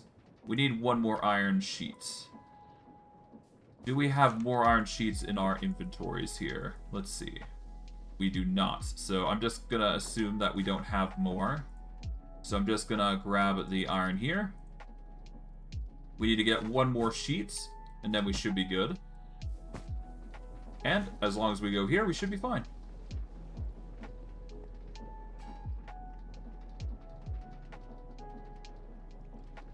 Alright, with that though, we grab the sheets. I guess we're actually diverting quite a bit from the construction of our farm, so I guess I might rename the stream a little bit. It's a shame, but, you know, it makes sense given the circumstances. So we're going to take the chutes here. We want to place them as closely as possible here. There we go. So, mechanical crafter. Here's how we're going to do it. We're going to break it down. There we go. We want to have a container for it, so we are going to need to set that up. Put the spruce here for now. Let's see. We got a dark oak log, which we don't need. Where is it?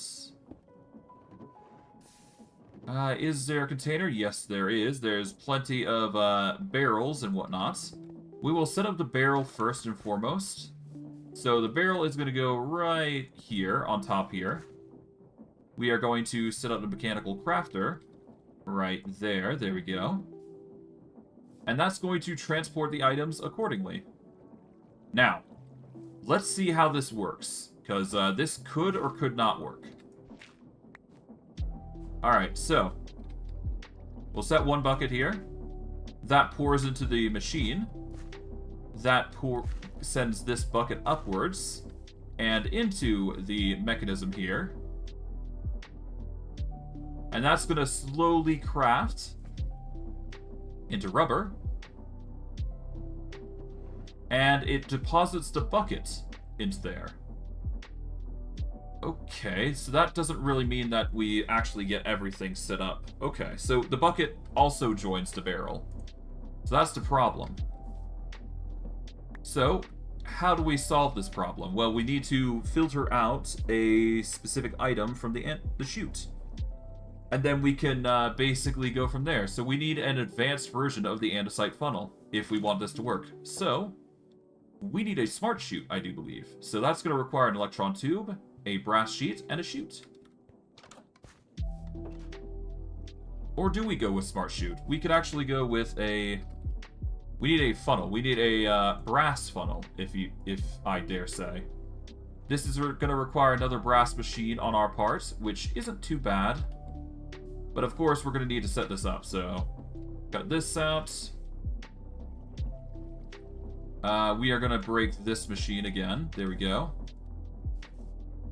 Alright, let's toss out the stone, toss out the gravel, cobble, and dirt. Doink. Okay, we're breaking this. Alright. Mechanical crafter. That's going to wait. We put the barrel on the bottom here this time. Alright, mechanical crafter goes down. Like so. We'll quickly go rest. There we go.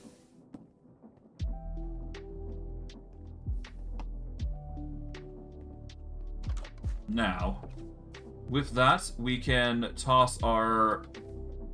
I guess we'll just toss in the buckets here, so that way we have them. And then once we're done, we can set up the funnel system for it. But for now, we can just let those process on their own. There's no need to do anything with them right now. So there you go.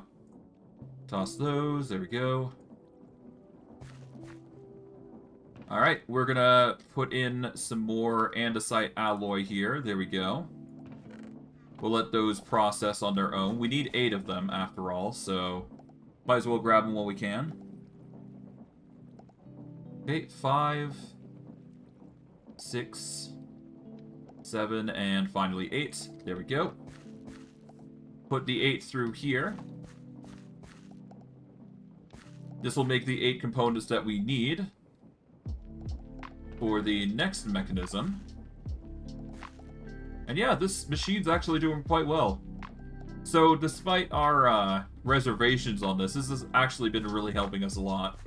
But regardless, take precision mechanisms. We need to get the brass casing that we made, the extra one. Here we go. We take this, turn this into its component. We need the brass casing here. There we go. And I do believe we saw cut it, and we get ourselves a brass funnel, 4 of them, to be exact. That is going to be perfectly fine, and it's going to certainly help us in the long term here. Oh, whoops.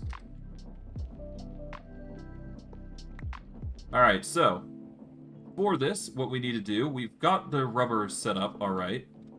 We're going to put that there.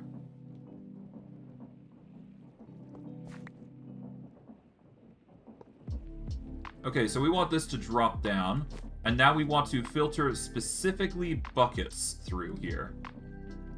So, when a bucket does go into here, it's actually going to drop in. And if we put in, say, I don't know, rubber, there you go. The buckets are automatically going to just basically deposit the items through. There you go. And as it's processing, it's just going to start making rubber, and it's going to put it all into this barrel here. Slowly but surely, and anything that it's not ready for, it will just wait here. Slow process, but it gets the job done because the buckets will have processed by the time it's ready to go, and all the resources here from the latex is gonna just slowly process here.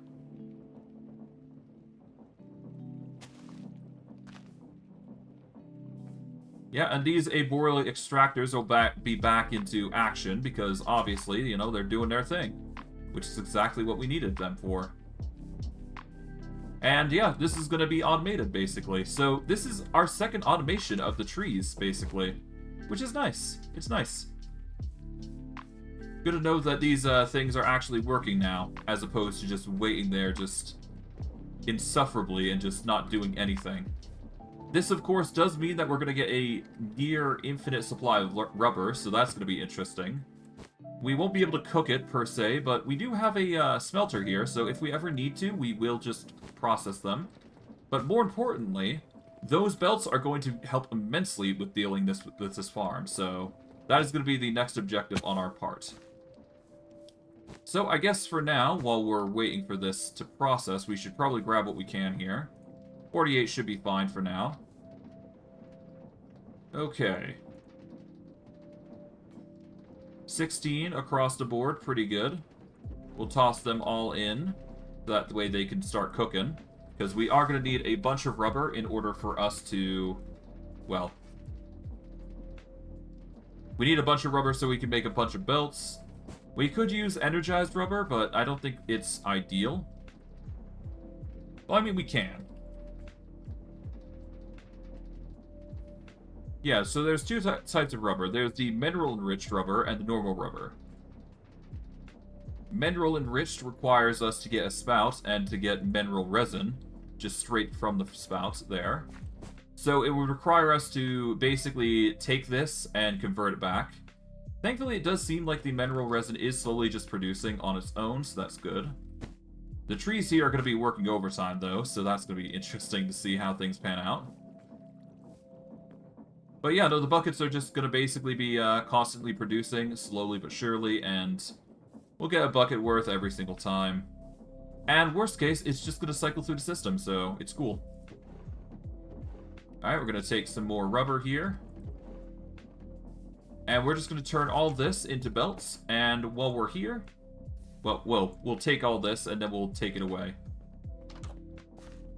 Eat an apple. Alright, back to our little alcove here that's been helping us a lot. Well, maybe not a lot, but it's been doing things, to say the least. How has our Bonemeal been doing? It's been collecting a bit. Not enough to warrant its complete keep.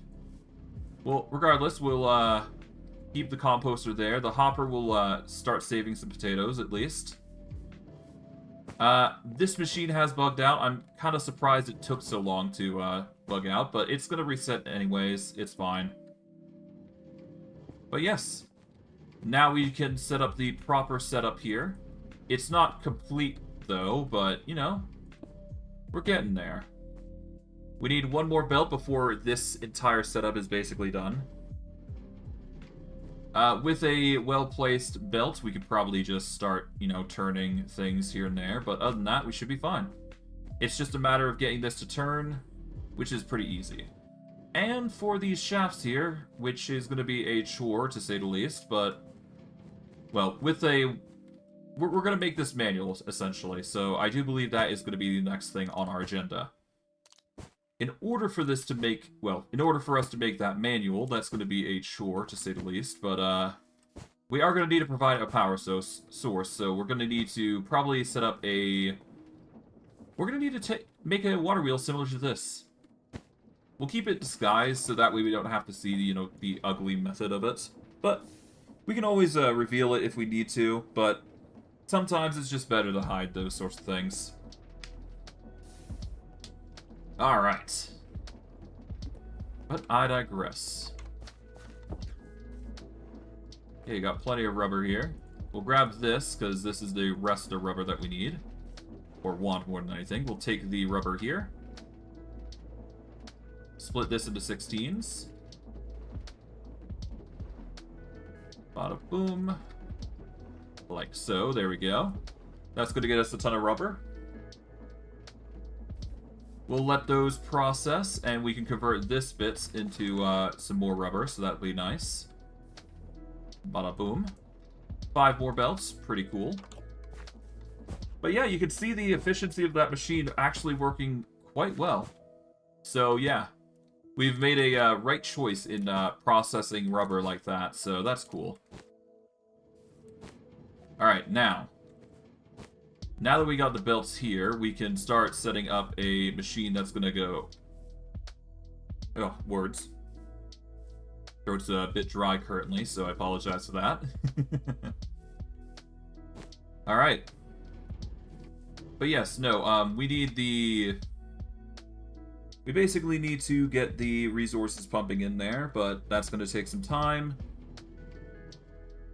And of course, we're going to need a lot, to say the least. So, to start out with, we should probably send these belts down a level or two.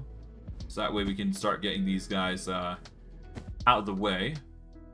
We're going to move this, I do believe, a little bit. Yep, there we go. We want to move it at least one block over, I do believe. So we want to... We'll set up the log here. We place the connection here. There we go. We are going to need more andesite here, so give me a second. We got plenty of andesite alloy here. Boom. 32. Okay, we are going to send the items down here, and then we're going to have it on a infinite belt, basically. And I guess we can just send it under as long as it's, you know, under here, I guess. It doesn't really matter whether it's, you know, above or below, but as long as we get it through, we should be fine. I do want to avoid using it anywhere closer than this area border, basically, so we'll be fine. We are going to need to move this one block over, though, because otherwise it will not function as intended. Regardless. Mechanical belt here. The belts can go here. And let's see, we want it... Okay, so this goes here to here. And to here. And I guess we'll go one lower. So to here. And we want it to go here. Or through this direction here. Okay. So the block should go here. Somewhere. There we go. Then we put it here. And it goes all the way across to the other end. Or at least that's the intent, of course. Let's see. At least we can pop up here when we need... Oh, nope, never mind. We need to... Oh, can't do that either. Right. Block that off, I guess. That will be fine. Got plenty of ways to get out, so it's no big deal. Like so. Alright. Put a mechanical belt there. Done and done.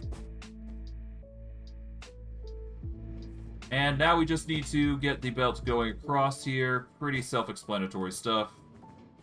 Alright. From here, we are actually going to need to set up the belt a bit differently. So this is going to go here. Well, no, it's going to go here, rather.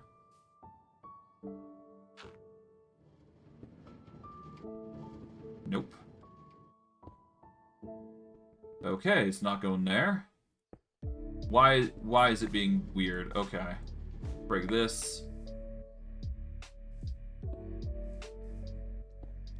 Oh, hey, zombie. Could you not?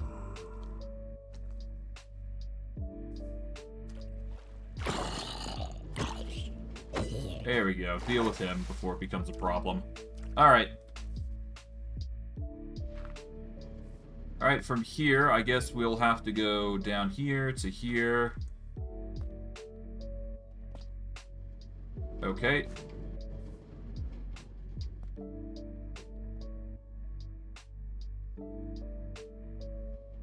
And I guess we'll go down from here, I guess, just to save ourselves some trouble.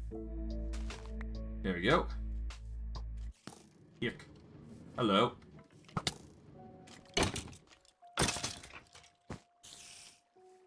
Okay. Now we just gotta get this down. Do some cobblestone parkour, I guess. Well, not anything too crazy anyways. There we go.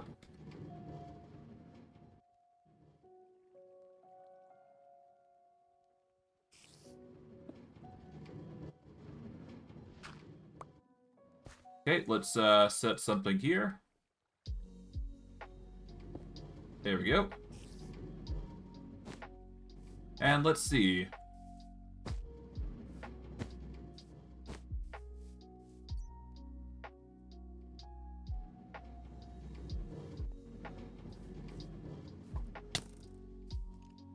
Could you not? Please? I'm busy working. Guys, come on.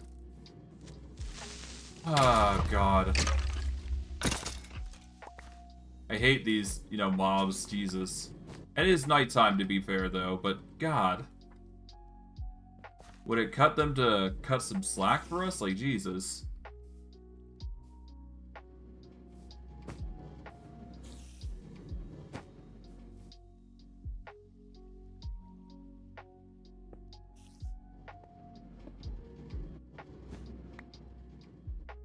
Okay. Why is that not picking up? Okay.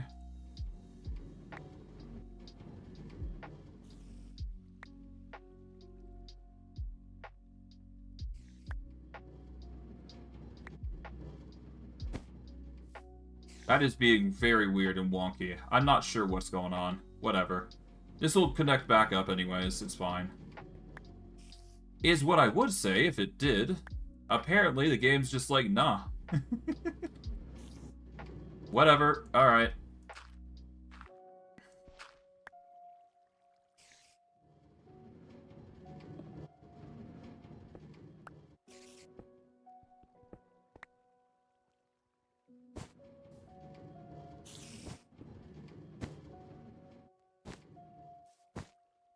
Ah, jeez. Hate when the game's being wonky like this, because it's just so annoying. Whatever. Seriously? I don't want it facing that way. Please, stop. Stop! Okay. So I literally need to face it on this block here, basically. Is that what you're trying to say? There you go. Done. Okay. Now it's getting irritating. Okay, so place it there, then place it there. Then I can break these two. Then I can get the belts.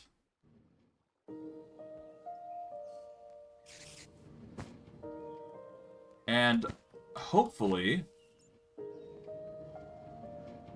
No, it's a bit too far. Okay.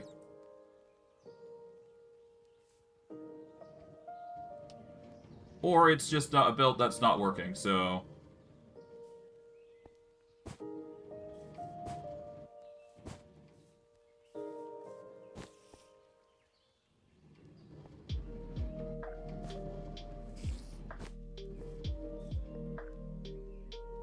Okay, so it's a bit far out, basically. Okay, so...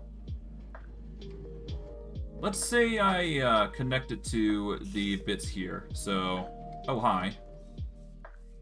Could you not? So, yeah, no, let's say I... do a bit of connection here. So, if we set it up like so... So where this is here, or more specifically, I just set it up like so. There we go.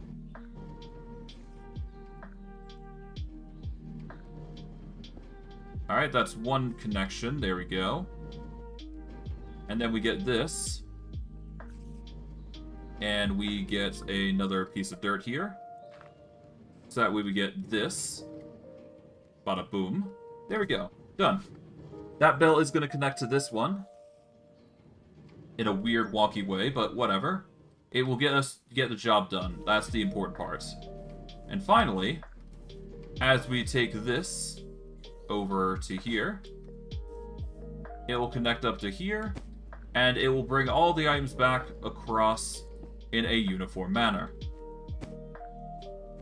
Now, of course, we're going to have to drop items specifically onto the belts, but I do believe we have the other side covering that, because what we can do is we can simply just set up deposits on either Bonemeal or anything else that we need. Creeper. Oh, man. God damn it. Well, there goes the Creeper and his shenanigans again. Because, of course, you know, you might as well have bloody Creepers going on causing a ruckus, huh? Oh, well. It happens. Just didn't think it would be this so soon. Okay, we'll toss these in, I guess. I don't know. Just put a dirt bit block in there, I guess. Whatever. Ah. Okay, and I guess a dirt block here, so that we can get the shaft in. There we go. Like so.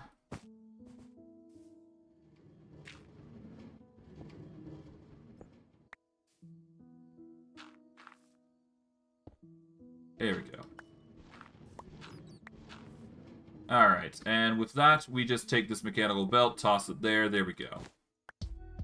Don't need to sugarcoat any more than that, I do believe. That belt stuff is done. Okay.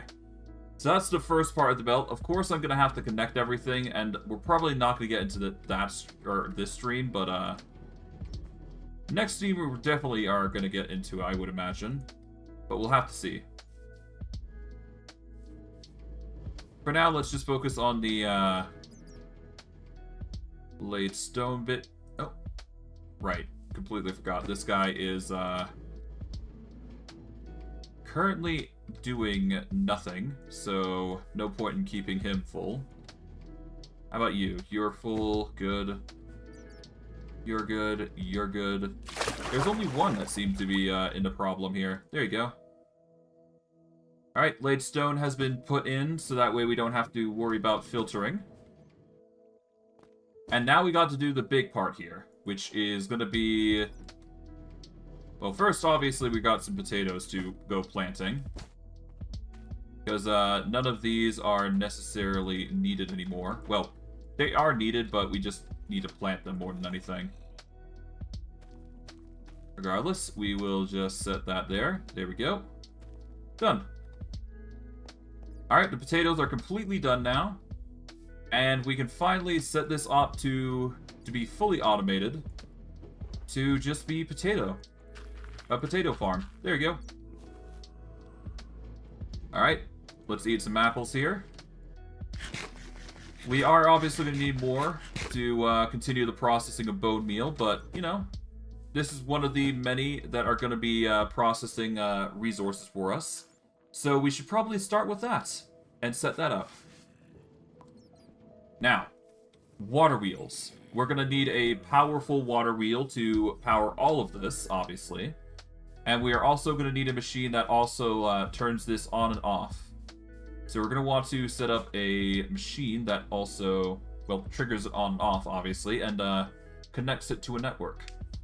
So, the easiest way is quite literally by lever, I would imagine. So if we set that up, we should be good. A gear shift is literally the power switch for literally anything that you may need, like these sorts of things. And I think it would be only ideal that we put it right here. Far to the end. Now, where do we want it specifically? Because I could put it literally anywhere. To be fair, I could even put it on this side. Yeah, we got like a little corridor here that can allow for it. So this specific gear shift is going to be powering this entire bottom row. We want that to be the evident nature of it, and if it's ever turned off... Well, maybe not gear shift, but we do need a... we do need something that turns it on and off, essentially. So if we ever want to turn it on, it will provide power. Otherwise, it will turn off. So let's put some stuff away.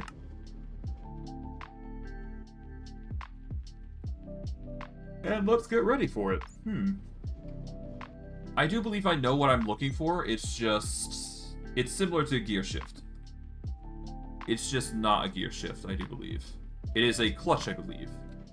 A clutch, if provided power, it stops the power completely, which is exactly what we want. Yep, there you go.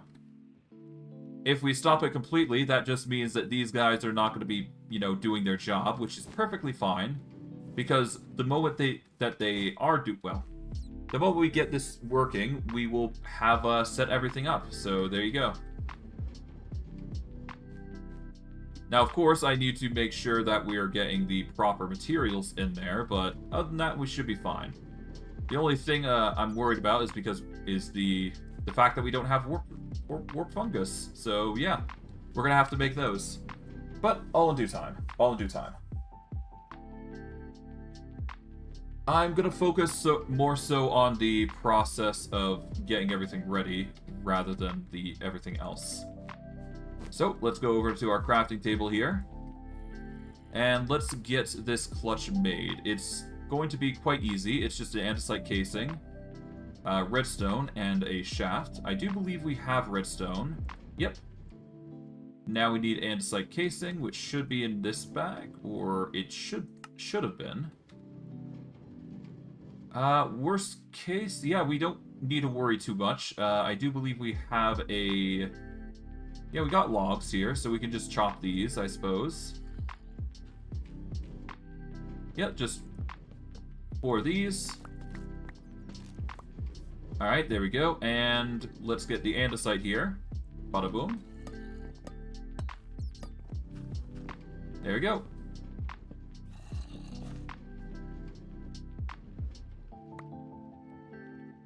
Put some of this stuff away, because my god, we got a lot of stuff.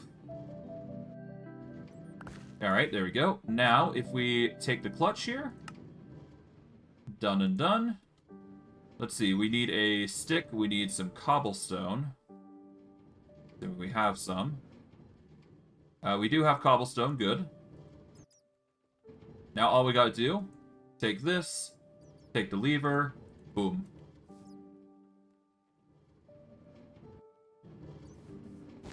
Now, all we gotta do, put the clutch here, put the lever here, and that's going to remain on because that is going to prevent these machines from working overtime at all times.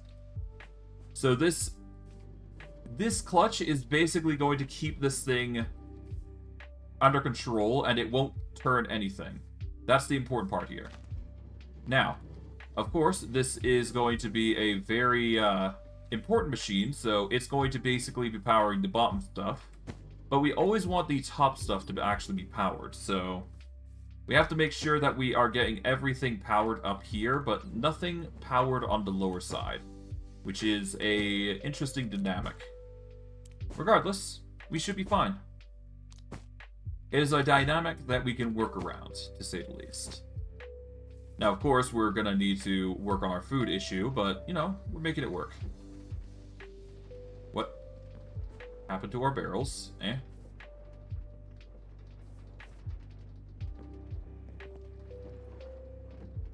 Did we lose our... Ah, I see. Okay, so it's just waiting for enough latex to come in. As expected. Okay, that's fine. It's not exactly a bad thing for it to be doing that.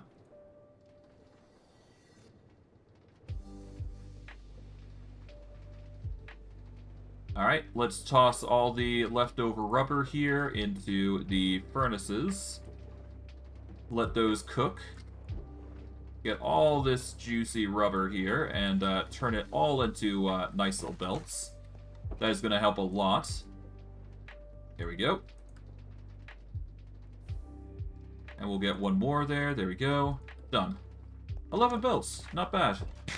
That's going to certainly help, you know, maneuver things in the right direction. Of course, we're going to have to keep going, but, you know, we're making progress. We're making significant progress, which I like to...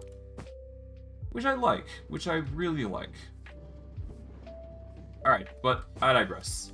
That's going to be working on Bonemeal, like I've said. Okay, now. How are we going to do this? Alright, so we'll put that there. There we go. Alright, let's first start establishing the power supply. So what we're probably going to do is I'm going to go down here. And we want to set up 5 water wheels, I think. So it's going to require a bit of a finagling on our part, but we should be able to make this work. To start with, we should probably make the water wheels themselves, right? So let's start by getting some wood. We're going to need a lot, I do believe.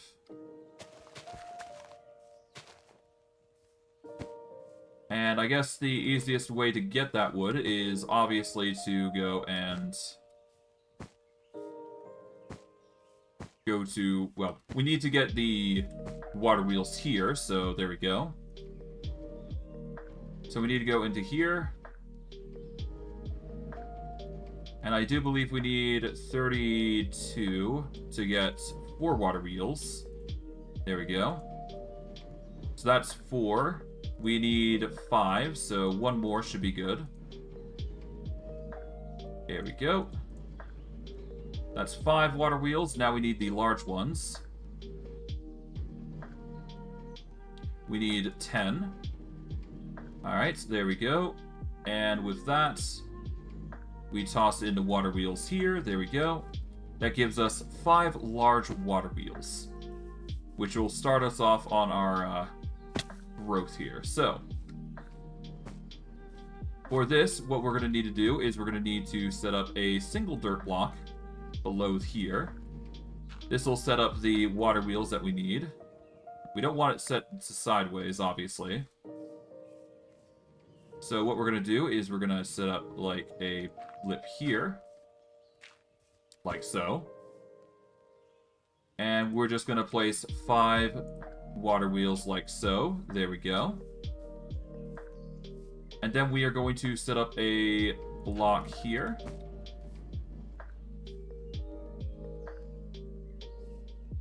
We're probably going to want 1 block higher, but that's fine.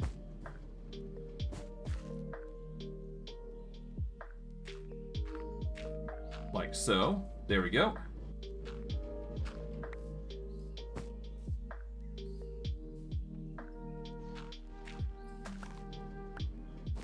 Alright, let's cut this off. Alright, there we go.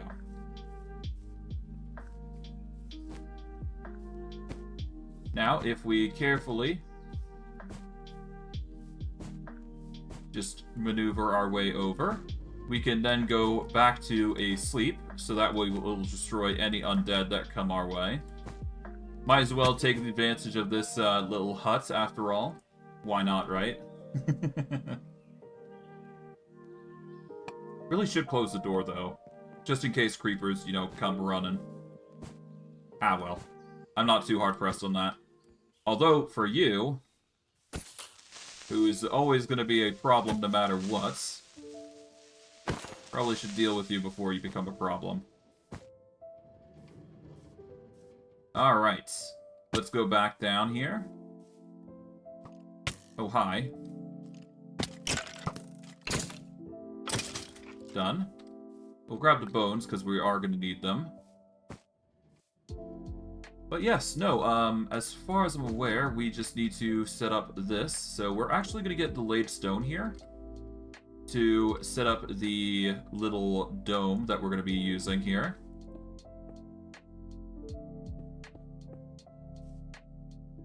Okay.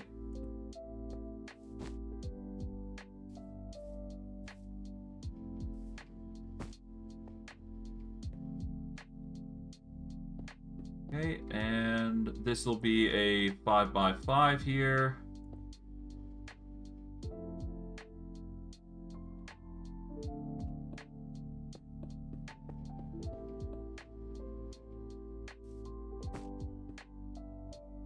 Alright, there we go.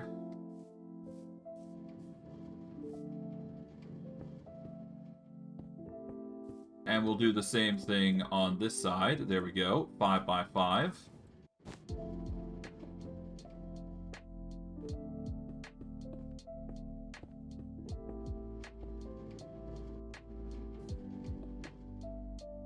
I guess I could push this back one, but honestly, I really don't care.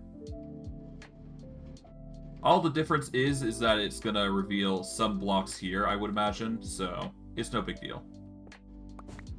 Yeah, like, we're gonna get gears anyways, so it's not like it's gonna matter too much. So, yeah. As long as we set this up properly, we should be fine. So the water is gonna come down here, I do believe. So all we gotta do is just set up like so. And that's one stack done.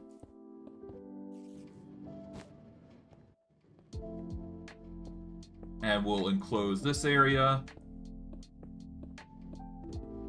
There we go.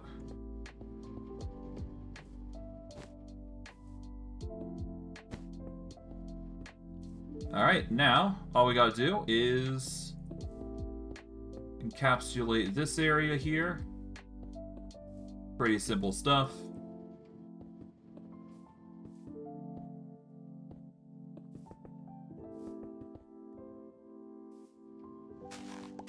Alright, nice. Okay, there we go. Just destroy these. Oh, hello. Dealt with. And as long as... Yep, we go down here. There we go. And we're almost done. We just got to get some more laid brick here. There we go.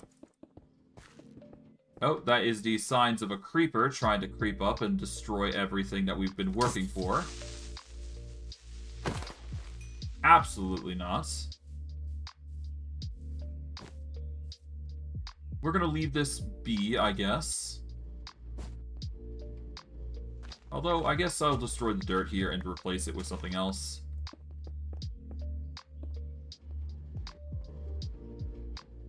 Okay, let's get some buckets here.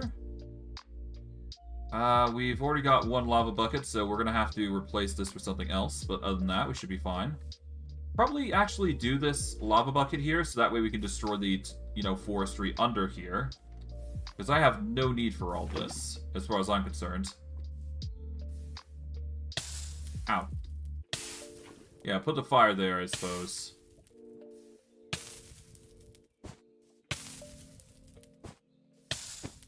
Ow.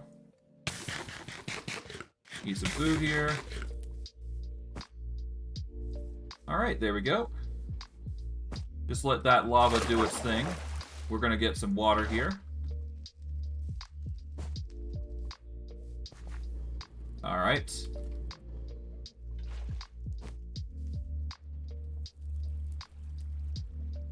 Okay, so the water here is going to... Oh, thank you for the follow. Much appreciated. I am Mary Rose. Alright. And with that, we should be good. It's going quite well. How's your day going? Alright, we'll hop over to here. Carefully just place that there. There we go. Almost done.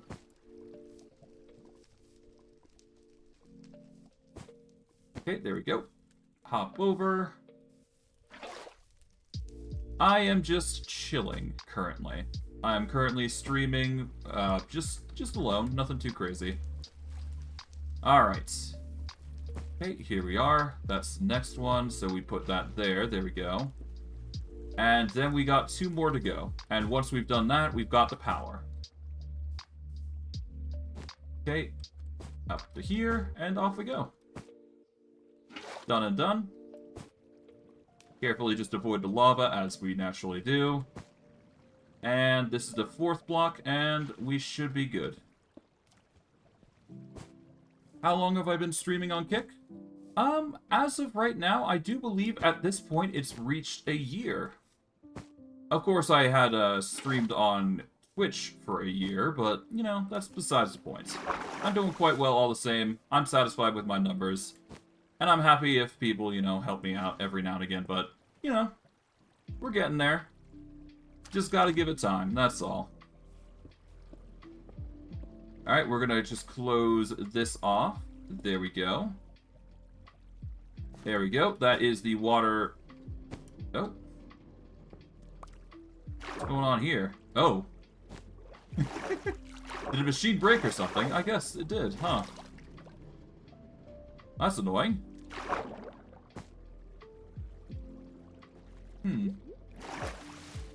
Wonder what happened. That's interesting. Do I play this or other games too? I do play other games. This is just one of the games that I don't play as much, but I do play every now and again. Because, you know, it's a good stream. It's a good chill stream. I don't know what happened to the 4 water wheels. I guess it broke or something? I don't know. Something happened to it, but whatever. It's not a big deal. We'll be able to salvage it at some point, so... We'll quickly just go from here. And there we go. Close these off. I guess I'll destroy the water, because I'm not sure what's going on there. I see. Yeah, I can understand that. So, there are, you know, more exciting things out there, but I prefer keeping it chill and just playing something that, you know, is relaxing. I already put myself through enough challenge already with my other games. But I digress. It's not a big deal. I'm just doing my own thing. That's all. Regardless, it does seem that I'm going to need to... Oh, there they are. I don't know why they broke, but, you know, whatever. Not a big deal. We can easily fix them like so. Done and done. And let us get the laid stone here. I guess I'm going to have to jump into here. And do a bit of carving here just to get the water properly going. But other than that, we should be good. Alright, so I guess the water can be funneled through here. That's 1. Alright, here's 2. And here comes 3. And 2 more. Alright. 4. And finally, with this, it should be 5. And then we've got a full turn of power. And we don't have to worry about this because the water is just going to be focusing on falling the most efficient way. And it does seem that the efficiency of falling is going to be this way. Regardless, we will close this off. There we go. And with that, we've now got ourselves a functioning water wheel. That's cool. Or at least we got the functioning means to provide for a water wheel, which is going to provide the power for the clutch. And thus, as a result, for, you know, things to work out. In regards to artists things, I do believe I've, if you're willing to, I don't want to do it on Discord. There are people that have been doing that, you know, as of late, and I kind of dislike that method, personally. If you really want to show me your work, you're going to have to show me through another means that isn't Discord, basically. That is just my personal preference, so, you know, take it as you will. It's no slight against the artists. I don't like doing it the Discord method, because there's been a lot of people that have been doing that lately, and yeah, I don't trust it. For obvious reasons, you know how it be. But I digress. Alright. But I digress. We've managed to make ourselves the power conduit that we need to power the machine. We need to not only do the connection here, but we also need to connect everything together, so... Thankfully, we got plenty of wood to make this happen, so... Let's get some cogwheels here. Don't need too many. We should be able to make this work. There we go. Alright, we should only need small cogwheels for this particular instance. We don't need it to be fast, per se. It just needs to be done, per se. Well, it needs to be done. That's all. Okay. Like so. There we go. It is a slow process, but it can be done. Do I really want to do it this way? Not really. I'll find a better method. Okay, so we're gonna have to do a big cogwheel here. There we go, and we'll do a small cogwheel method here. Alright. See, we need to break this, I guess. To there we go. Now we do a big cogwheel to a small cogwheel. And then we do a big cogwheel into a small cogwheel? I do believe it is. I appreciate, you know, you trying to provide, provide me a means to see your, art, but I'm not going to be doing the Discord thing. I appreciate it, but I don't trust it. That's all I'm going to say. I'm sure you're a good artist, but I don't want to be going through that, I don't want to be going through that, if you don't mind. I appreciate the thought, though. If you do decide to send me your art in another means, I appreciate it, and I will go see it. Alright. We do a... Oh, a big one is not going to cut it here, because it actually breaks that way. Okay. So we are going to have to use a small gear here, and...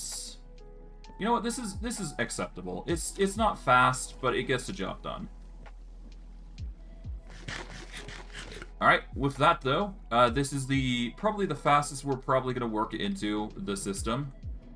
And just to confirm it does work, we can turn this on, I suppose. There we go. It's not fast by any means, but it will get the job done.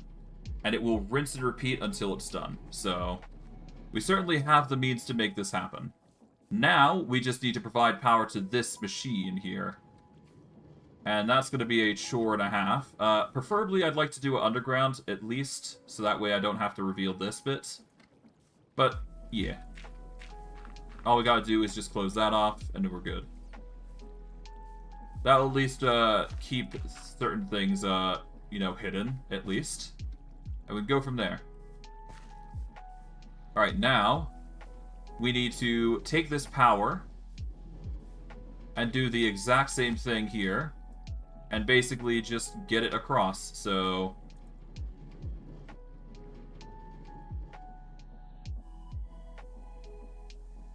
Alright, there we go. And one more. There we go.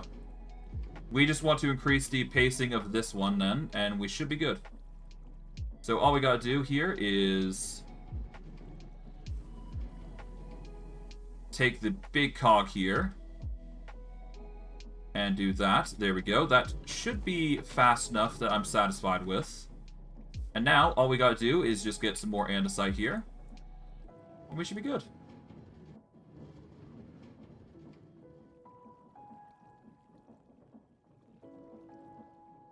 Alright, we will send this across, and we should be good. Alright, there we go. Now, does it matter which direction? Not really. All in all, it's going to go the same direction anyways, so it's no big deal, no matter how we do it. We now just got to get the connection set up, so that way we can rotate this and keep it connected, essentially. So the easiest way to connect these sorts of things is to either go with large cogwheels or go an alternative method. So the easiest method for this, I do believe, is doing a cogwheel here, doing a cogwheel here, and following this,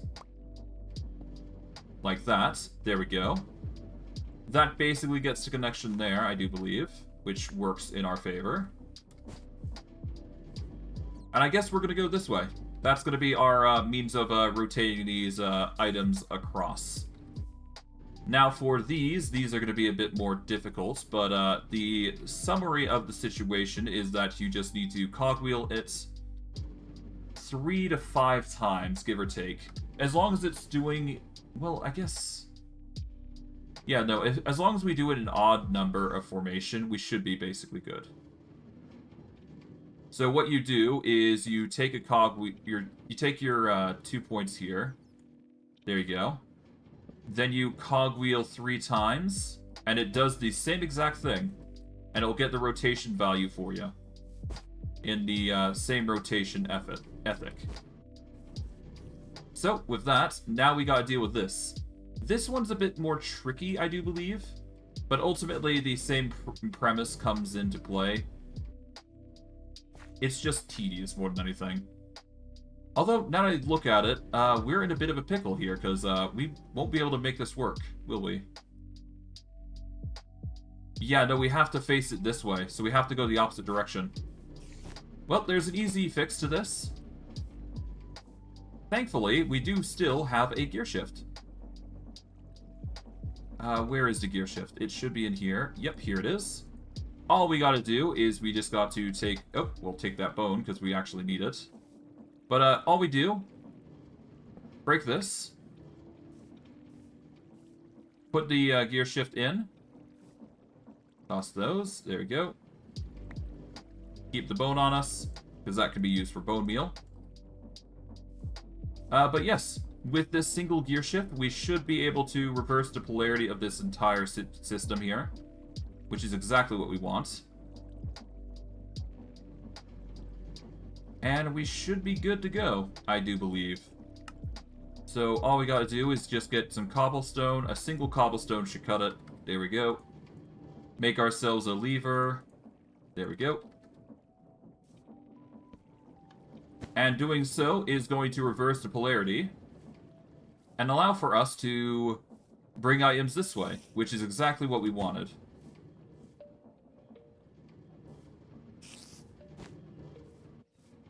If we had gone with the other way, it would have resulted in us having to reverse the entire system of belts up there, which is not exactly ideal given the circumstances. So, yeah. Would have sucked. All the same, we managed in the end, so that's good. So we got the lower parts working. We've still got to get that working, though, so... I do believe there is the easy method of just doing the double gear again. But in doing it this way, we just want to get a... Yeah, we have to get 3 gears in. So we need to set up some gears here. Give me a second. We need the wood here.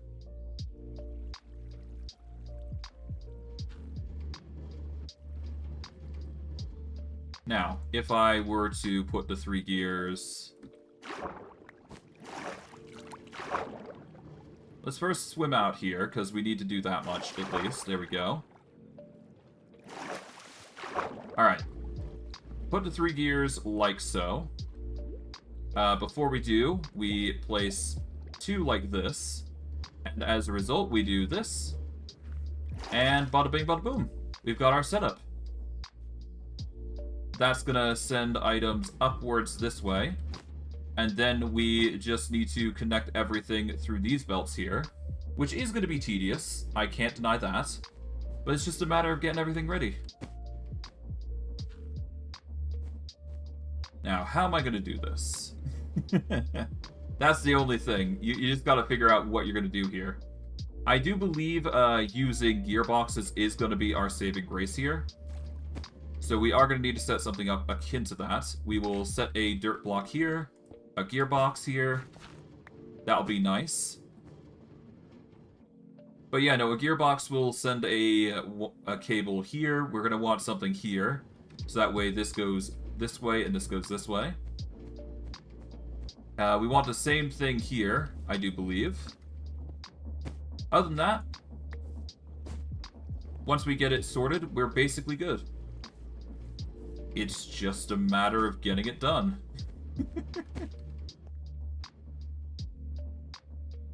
Although I don't suppose I need it. It's just convenient, to say the least. I don't know. For now, let's get some rest. We'll quickly dip back out into here. Yep. It does appear that the individual that was trying to make us see our art has decided to dip on us. Oh well. I'm not complaining. If they don't want to adhere to what I've requested, then what's the point, right? Oh well. Not my concern. I will just continue on my merry way.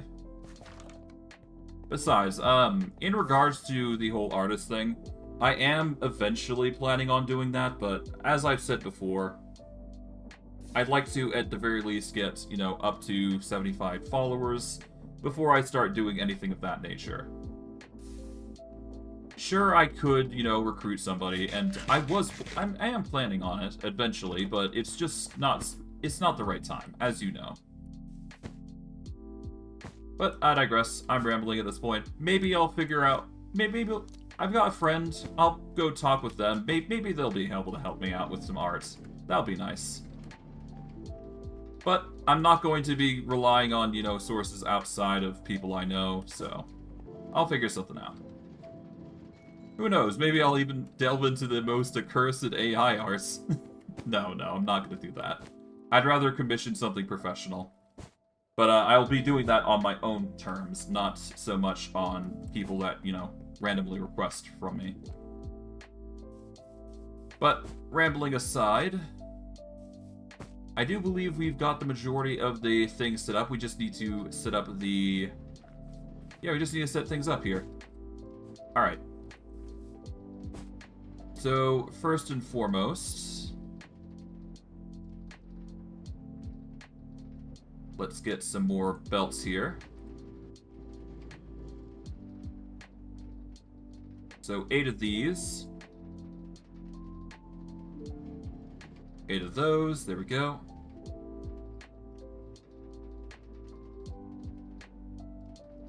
From here, we do a large belt to a large one. There we go.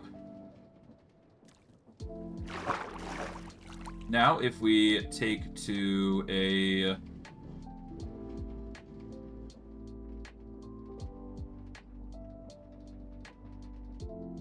Oh no, if I do this, then it's only gonna...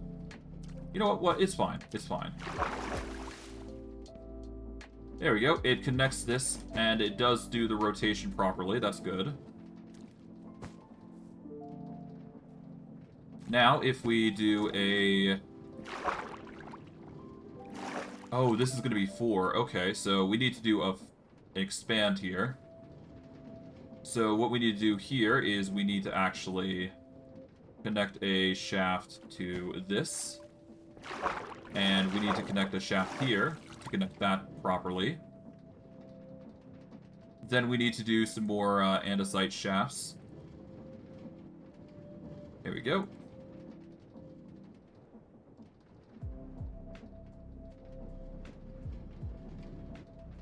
Alright. Do this. Oops. Don't mean to do that. That's fine. Alright, let's do some shaft shenanigans.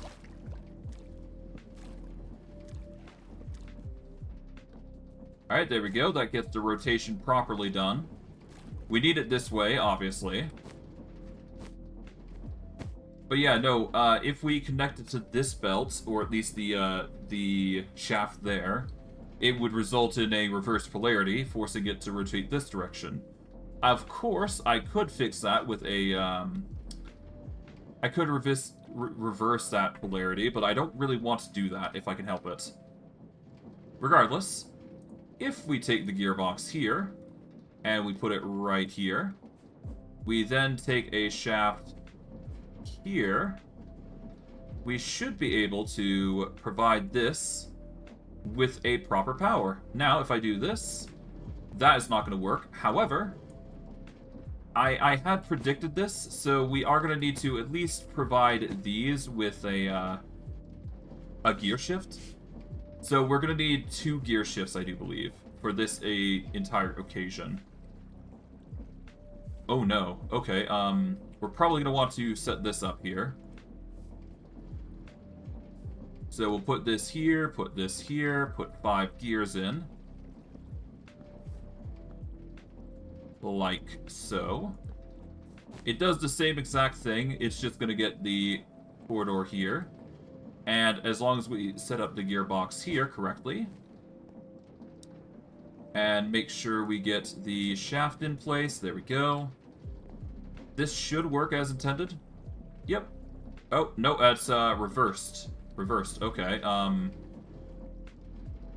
Huh. That's gonna be annoying. Okay, you know what? There's an easy solution.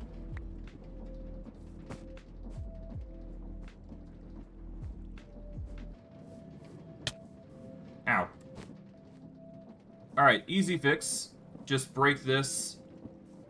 As long as we can, let's break this as well, because obviously we don't need it. We'll put this right here. Then put this here.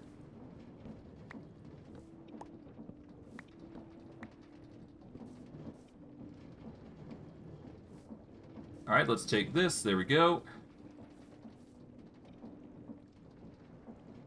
Alright, I should probably get my wrench here. There we go. There we go. And as long as we take this cable here, like so, bada boom. Now, as long as we do this, and this, we can then get the 5 cogwheels in place.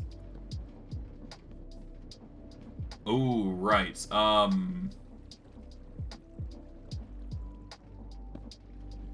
That's not gonna work. Okay, you know what? That's actually a good thing.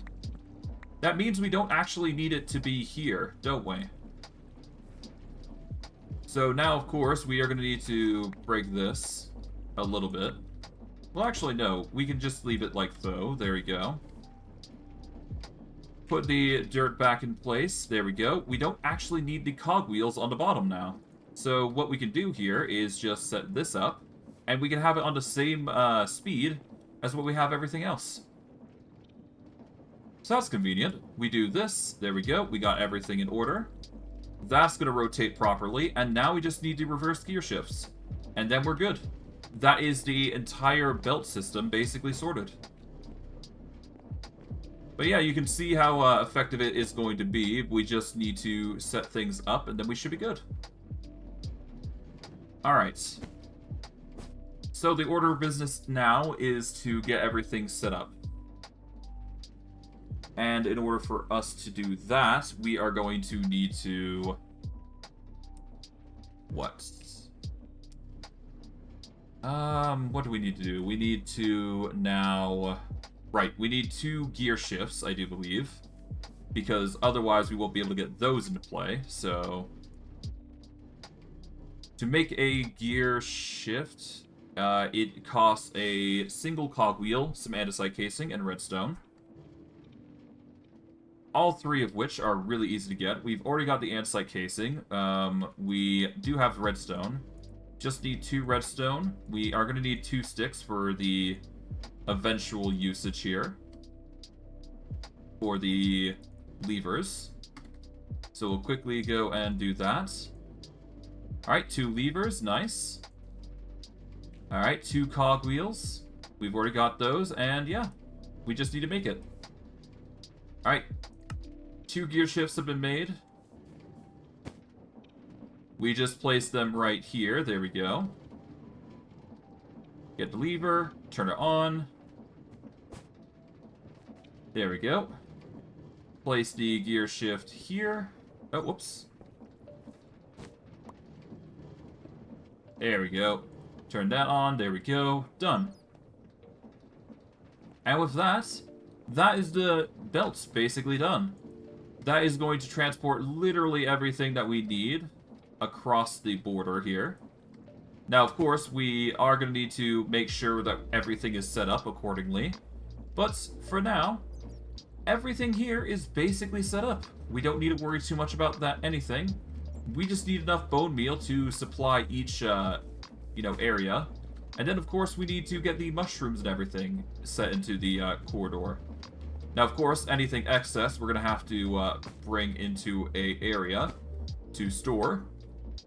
But that is not going to be a problem. We just need to make sure that we're getting enough storage here and there, and we should be fine. But, yeah, no, the only other thing that we got to do is just make sure that, well, I guess, you know what? There's one thing that we can do. So here's what we are going to do. Once we're at the back end here, we can deposit some bone meal here. So what we need to do is we need to get a hopper, or at the very least a dropper that is dedicated towards bone meal. And then we can deposit specifically bone meal into a crate. So if we get any excess, we can put it in a crate and we can dispose of the rest.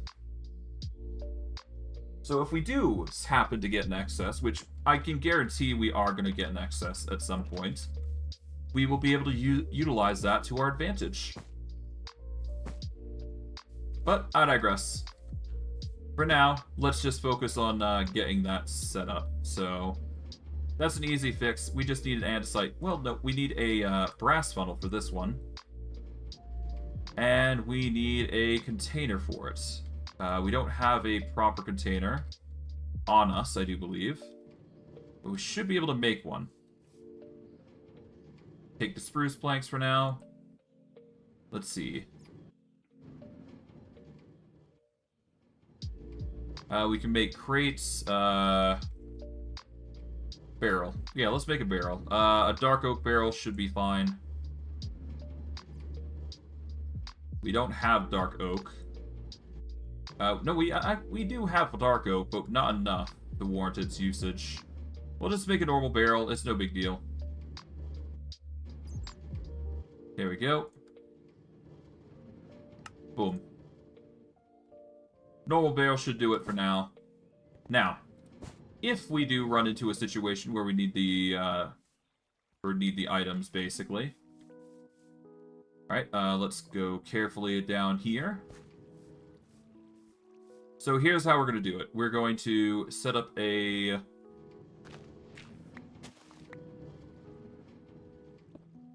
Let's grab these, because we can. We are going to cut this out.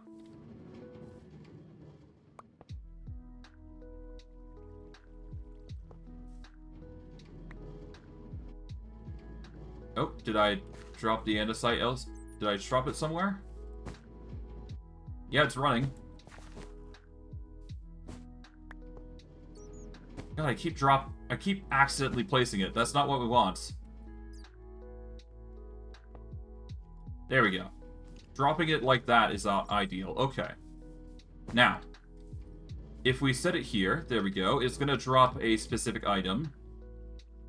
Now, if we get bone meal, we can quickly filter that in, and that is probably going to be the end for today's stream, I'm thinking.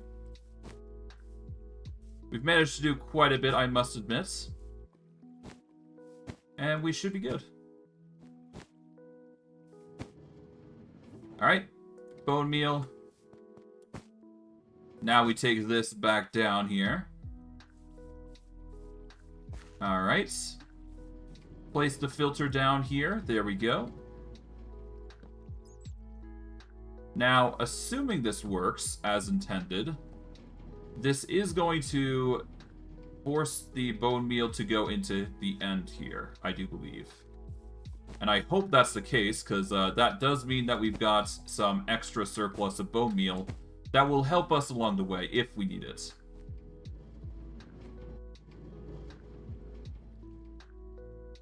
It does look like it disappeared. So we did something right, I think. Oh. That was probably the machine, yep.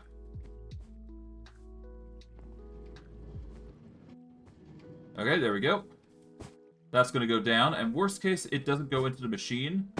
But that's perfectly fine. Because I do believe... Oh, aside from not funneling correctly in, we're good. If we take a chute, that is an easy fix. So yeah, if we take a chute, if we have one, I'm confident we do have one. Yep, there we go. Take a chute, put that in.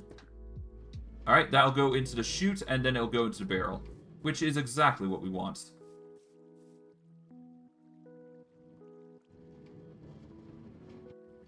Not sure where the other 3 bone meal went, but I assume it was the same thing. Alright. Toss the last bit there. There we go. Yeah, no, me probably, yeah, there it goes. And there you go.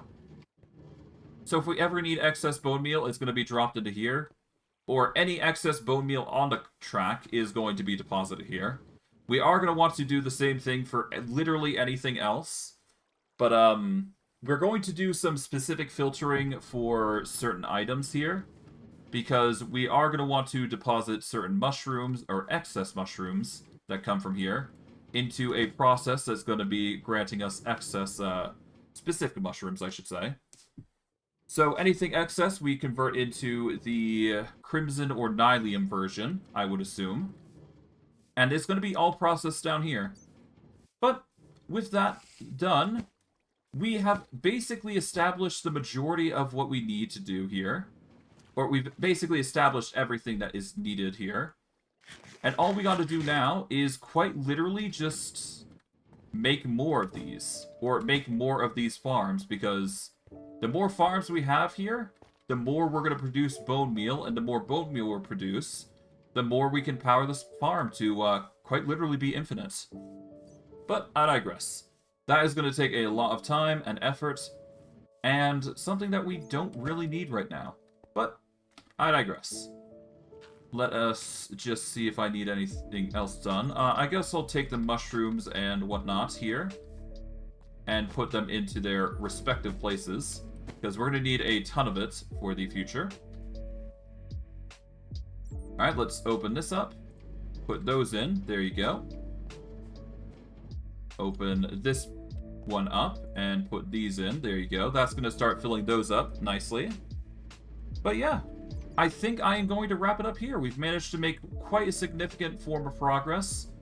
This, entire farm isn't done yet, but we're slowly getting to a point where we've reached critical mass. And of course, I don't want a creeper ruining it, so I'm going to quickly get my axe out. Well, actually, no. Let's play it smart and run. But yeah, no, we've made the farm we've made the farm quite efficient, I'd say. What we're probably going to do next stream is we are going to make another of these 2 farms. Probably make 2 or 3 more. Probably 2 more. That are probably going to be powered by this carbuncle here. We only need 1, but I digress. Powering a few more of these farms is probably going to be the most ideal circumstance for us, so we're going to take advantage of that. And yeah. Essentially, what we're going to do is we're going to make some beetroots as well. We're going to make some wheat, I probably guess, because those are going to be the easiest out of the lot to gather. And we'll use those to make bone meal, and yeah. I think we just need 2 more parts to this farm. So we need the first part, which is going to be bone meal. We need that to produce more. And the second part is obviously converting some of these mushrooms into the Nylium and Crimson Fungus, which is both going to be important. But, yeah. It's going to take some time to actually get all that, so any excess that we do get, we're probably going to, deposit for that purpose. But, I digress. We've done quite well. It's raining, but it's no big deal. I'm going to wrap it up here. I hope you guys enjoyed today's stream. I know I did. And I will see you guys next stream. Take care, everybody. And have a good day.